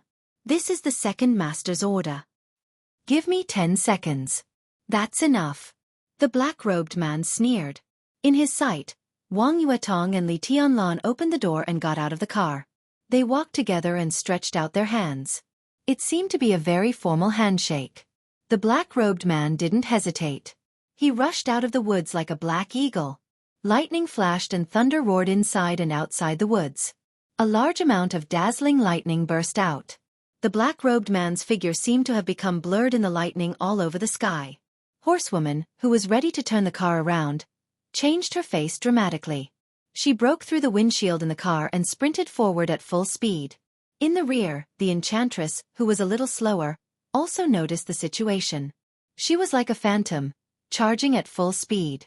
Two slender and plump female figures rushed out of the woods behind the black-robed man. Both of them were wrapped in black clothes. They tried their best to stop the rescue of Horsewoman and the enchantress. In an instant, the dazzling lightning shattered the nearby woods. The four masters at the peak of the thunder-shocking realm fought with all their strength, risking their lives. On the other side, the black-robed man had rushed to Li Tianlan and Wang Yuetong. The lightning spread wildly. At this moment, the black-robed man didn't defend but attacked with all his strength. The sword of the heavenly son of the Li family at the border 20 years ago seemed to reappear in his mind. The soaring sword light surged in his heart. The black-robed man's eyes were crazy. The lightning around him gathered, and his momentum increased again. The hearts of Horsewoman and the enchantress sank to the bottom in an instant, and they were cold all over. Just by looking at the momentum, they knew that the black-robed man was an expert at the peak of the thunder-shocking realm who was not much weaker than them. If such a person attacked in person, no matter how talented Li Tianlan was, no matter how noble Wang Yuetong was, how could they be spared? Some were angry, some were looking forward to it, and some were crazy. The lightning was approaching. It was getting closer and closer. Everything happened in an instant. Looking at the lightning that could easily tear her apart countless times, Wang Yuetong only had time to turn her head slightly. It seemed not bad to die with this man. In Wang Yuetong's sight, Li Tianlan's expression was still calm. The dazzling lightning illuminated his face into a livid color. He didn't flinch, but stepped forward in the face of the lightning. The man who had just said that he was selfish reached out, grabbed Wang Yuetong, and pulled her behind him. Wang Yuetong suddenly burst into tears. Vaguely she seemed to hear Li Tianlan muttering to himself, "So this is the tribulation." The black-robed man, who was covered with lightning, swooped down. The lightning surrounded him, like the grim smile of death. The silver human emperor slipped from the cuff. It was a close call. Li Tianlan held the human emperor tightly and pulled it gently. A slender double sword was unsheathed. Li Tianlan raised the sword with both hands over his head. Above the ninth heaven, thunder was about to strike. The rolling thunder was like the wrath of heaven. "I have a sword." Under the invincible realm, the enemy was a non-entity, and I was a non-entity. Li Tianlan's heart was unprecedentedly united. He once told Dongqing Wudi that he had a sword that the Zhong family and the Tan family couldn't handle. But what he didn't say was that he couldn't handle it either. It was nothing more than a life-and-death struggle. Li Tianlan's long sword trembled. In the blink of an eye, all his essence, qi, and spirit flew up like never before. All his vitality and potential began to burn with the trembling of his long sword. He entered the ice-condensing realm, the fire-flaming realm, and the thunder-shocking realm. At this moment, Li Tianlan was calm and majestic. Demons and ghosts retreated. This was the strongest sword in his life. Even when he had just entered the thunder-shocking realm, he couldn't use it. This was the domain of the invincible manual. How could a sword at the cost of life not be strong? The 21st blade. The shattering of land. The almost invincible lightning rose from the tip of the sword. Li Tianlan's body was straight, but his hair suddenly turned white.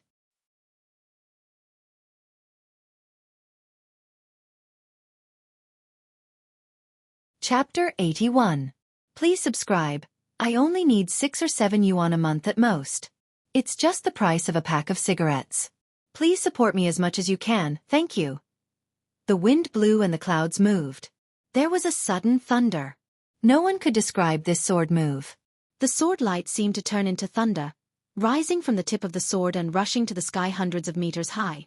In the surging wind and surging clouds, the whole world seemed to be connected in a line in an instant.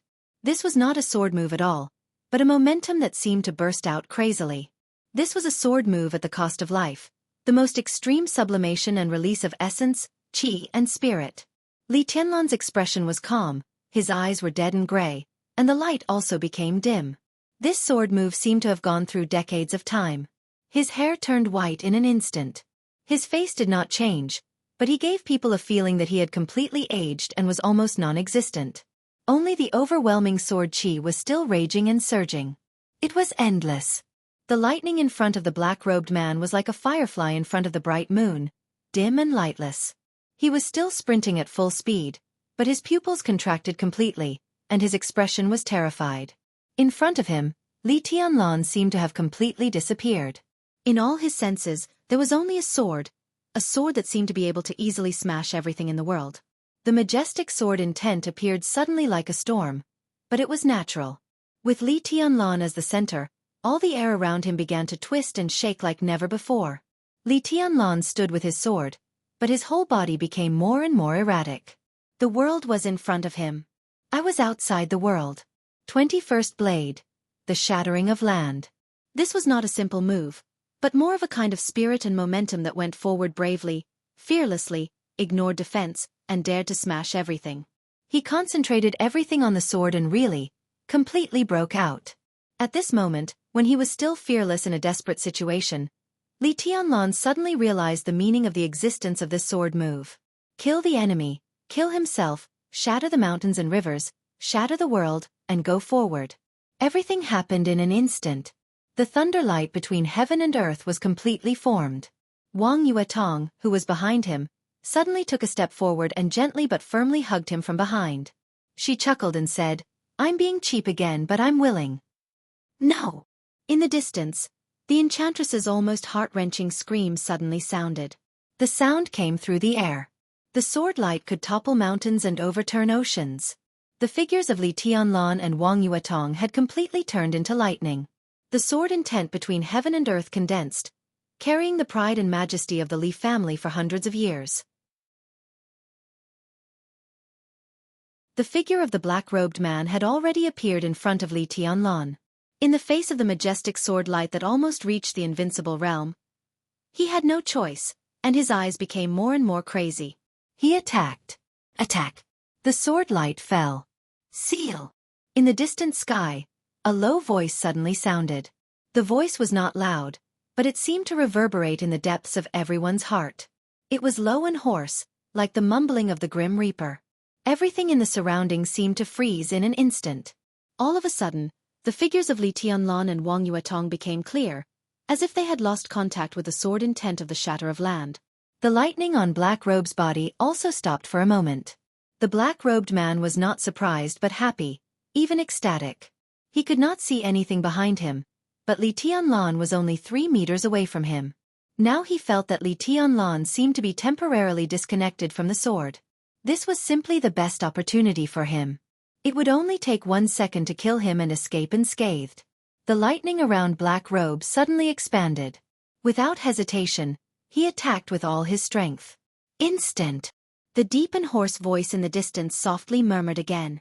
Between Black Robe and Li Tianlan, within 2 meters, a black shadow suddenly appeared. This was a pure shadow, which seemed to be completely distorted by the air. The shadow was just a human silhouette, dark all over, but its arms were almost transparent, leaving only a trace of black. The shadow was lifeless, with a clear smell of death. Hundreds of meters away, a similarly dark figure appeared behind Black Robe. The lightning in the air instantly expanded to the limit. After a short pause, Li Tianlan's sword light rose again, with more momentum. But Black Robe completely ignored the sword light. His eyes were fixed on the black shadow in front of him, and his eyes were horrified, as if he had seen a ghost. Tribulation? His body stiffened in place, and he suddenly screamed. Kill!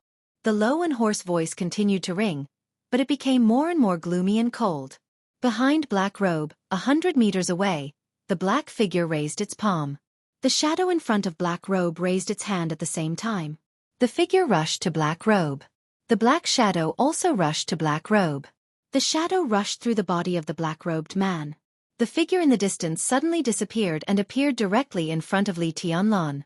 The shadow that rushed into the body of the black-robed man exchanged places with him, and appeared where he had been just now. This was the true shifting shadows. It was dazzling and made one's scalp go numb. A dark figure stood in front of Li Tianlan, facing him, with a serious look in his eyes. Behind him, all the lightning disappeared, and Black Robe's figure stopped where he was. Blood mist rushed out of his body all over the sky. His eyes were wide open, and he shook and fell to the ground, dying with everlasting regret. Instant kill. Black Robe said that it would take less than 10 seconds to kill Li Tianlan and Wang Yuetong. But this man in black who suddenly appeared killed Black Robe in less than 1 second. This was a silent and strange man. A silver mask covered his face so that his appearance could not be seen. He was slightly short, no more than 1.7 meters tall at most. His body was thin and looked very inconspicuous. But at this moment, he stood in front of Li Tianlan with killing intent all over his body. In addition to weirdness, there was only extreme sharpness in him. Defend! Feeling that the sword in front of him was completely out of Li Tianlan's control, Black Robe's eyes focused and he spoke again. Everyone knew what the consequences of this sword would be.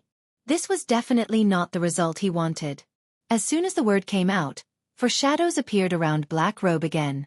4 black shadows rushed in 4 directions, and all the air in all directions suddenly twisted violently. There was no thunder, no raging fire, and no ice. After the harsh sound, there was a crazy surging airwave, whistling like a tide. All the air was twisted in a visible form and gathered in Li Tianlan's direction. On the other battlefield, whether horsewoman, enchantress, rose or moonlight, the lightning around everyone began to flicker, and it became weaker and weaker in the turbulence of the air. Let's go. Moonlight's expression changed. She looked at Black Robe's body on the ground and pulled Rose to break out of the encirclement without hesitation. Black Robe standing in front of Li Tianlan did not stop them. He just stared at Li Tianlan in front of him, and his eyes became more and more serious. Horsewoman and enchantress hesitated, gritted their teeth, and rushed to Li Tianlan. Stop! Black Robe's low and hoarse voice sounded, and his tone was gloomy. Horsewoman and enchantress were stunned and stood still. The man in front of them could be said to be a famous madman in the whole dark world. He was the only person with double wind veins in Zhongzhou State for hundreds of years, the strongest assassin in Zhongzhou State, and also the deputy governor of Sai City, Tribulation. In anyone's view, Tribulation could be said to be a real invincible talent. According to the evaluation of Wang Tianzong of the Wang family of Beihai, if this person had not gone astray, he would have entered the invincible realm, and even could have been on the divine list. But Tribulation gave up his so-called talent and took a path that many people thought was a wrong one. His martial arts did not enter the ice-condensing realm, fire-flaming realm, or thunder-shocking realm. For many years, his realm had stayed in the chi-controlling realm, and he studied tirelessly in the chi-controlling realm. He broke through the limit of the chi-controlling realm again and again. Now few people said that Tribulation was the strongest in the chi-controlling realm. Whether in combat strength or means, he had far exceeded the limit of the chi-controlling realm. No one knew how far he had gone on the road from the chi-controlling realm to the invincible realm. Even he himself did not know. Such a figure suddenly appeared here and saved Li Tianlan and Wang Yuetong, which meant that he had no malice. Otherwise, how could Li Tianlan and Wang Yuetong be alive? Enchantress and horsewoman looked at each other and stood still, waiting. A large amount of air gathered toward Tribulation with the movement of the black shadow, and was twisted and compressed into a visible form. The sword light in Li Tianlan's hand was still shining, but his whole body seemed to be frozen. He could not lift the long sword in his hand, nor could he cut down. Countless air was compressed by Tribulation and piled up around him. There were more and more, and the shape became more and more obvious. Tribulation kept moving. An oval formed by compressed air had gradually appeared around Li Tianlan, like a giant cocoon. Clouds of vague and twisted air compressed by Tribulation piled up around Li Tianlan. His and Wang Yuetong's figures gradually became blurred, and only a dazzling lightning was still shining in the air. Destroy! Tribulation's eyes narrowed slightly under the mask and he spoke softly. Boom! The air around Li Tianlan suddenly surged and exploded. The air whistled, and the lightning flashed. With Li Tianlan as the center, a large wave of air flew up in an instant. Tribulation's figure flashed, and he had already exchanged places with a shadow in the distance. He watched all this silently, frowning. The wave of air rolled over the dust and swept through the woods. The dense sword intent directly raised the woods within dozens of meters to the ground, and the dust was flying. In the air, There was still a large amount of lightning surging with the air around Li Tianlan, entangling with each other. This sword is no longer under Li Tianlan's control. If he uses it, he will die. Tribulation wants to force this sword back. This lunatic. Enchantress muttered to herself. What will be the result? Horsewoman asked subconsciously. She was responsible for protecting Li Tianlan, but the object of her protection became like this. Horsewoman's face was pale and she was a little scared. Who knows? This kind of thing has never happened before. The best result should be that he can survive and Li Tianlan will be half disabled, right? Enchantress shook her head and said absent-mindedly. She was obviously worried about Wang Yuetong now. Horsewoman's body shook slightly. At the thought of the boss's possible thunderous rage, her scalp went numb. The lightning and the air were wearing away around Li Tianlan. In the distance, Tribulation suddenly spat out a mouthful of blood. His eyes grew colder and colder, and he opened his mouth again. Stop! The lightning stagnated again. Countless air masses surged violently and quickly dissipated. The dazzling lightning immediately became dimmer. The air masses dissipated, and the figure of Li Tianlan, whose hair was already white, gradually became clear. Wang Yuetong stood beside him, tears falling like rain. The shining lightning finally dissipated. A large number of air masses also disappeared completely. Puff! Li Tianlan, whose hair was white, knelt on the ground on one knee and spat out a mouthful of blood. Senior brother. Wang Yuetong's voice was frightened and desperate. She didn't know how terrifying the sword just now was, but Li Tianlan was only in the chi-controlling realm. How could he not pay a price for such a terrible sword? Wang Yuetong didn't even dare to think about what the price was. The blood spat out from Li Tianlan's mouth was strangely red, which was dazzling and mournful. Tribulation's body moved slightly, and he switched places with his shadow again, appearing beside Li Tianlan. That sword was so horrible that I could barely suppress 70% of it. How are you now? Tribulation looked at Li Tianlan calmly and asked. Li Tianlan shook his head in silence, wiped the blood from the corner of his mouth and said, Thank you. We're on the same side. Don't mention it. Tribulation's voice softened a little. I'm Tribulation, the Deputy Governor of Sai City, and also the Deputy Director of the Teaching Office of the Sky Academy this term. I'm in charge of the assassination course. Not far away, the enchantress, who clearly heard all this, trembled slightly, and her rushing footsteps also stopped.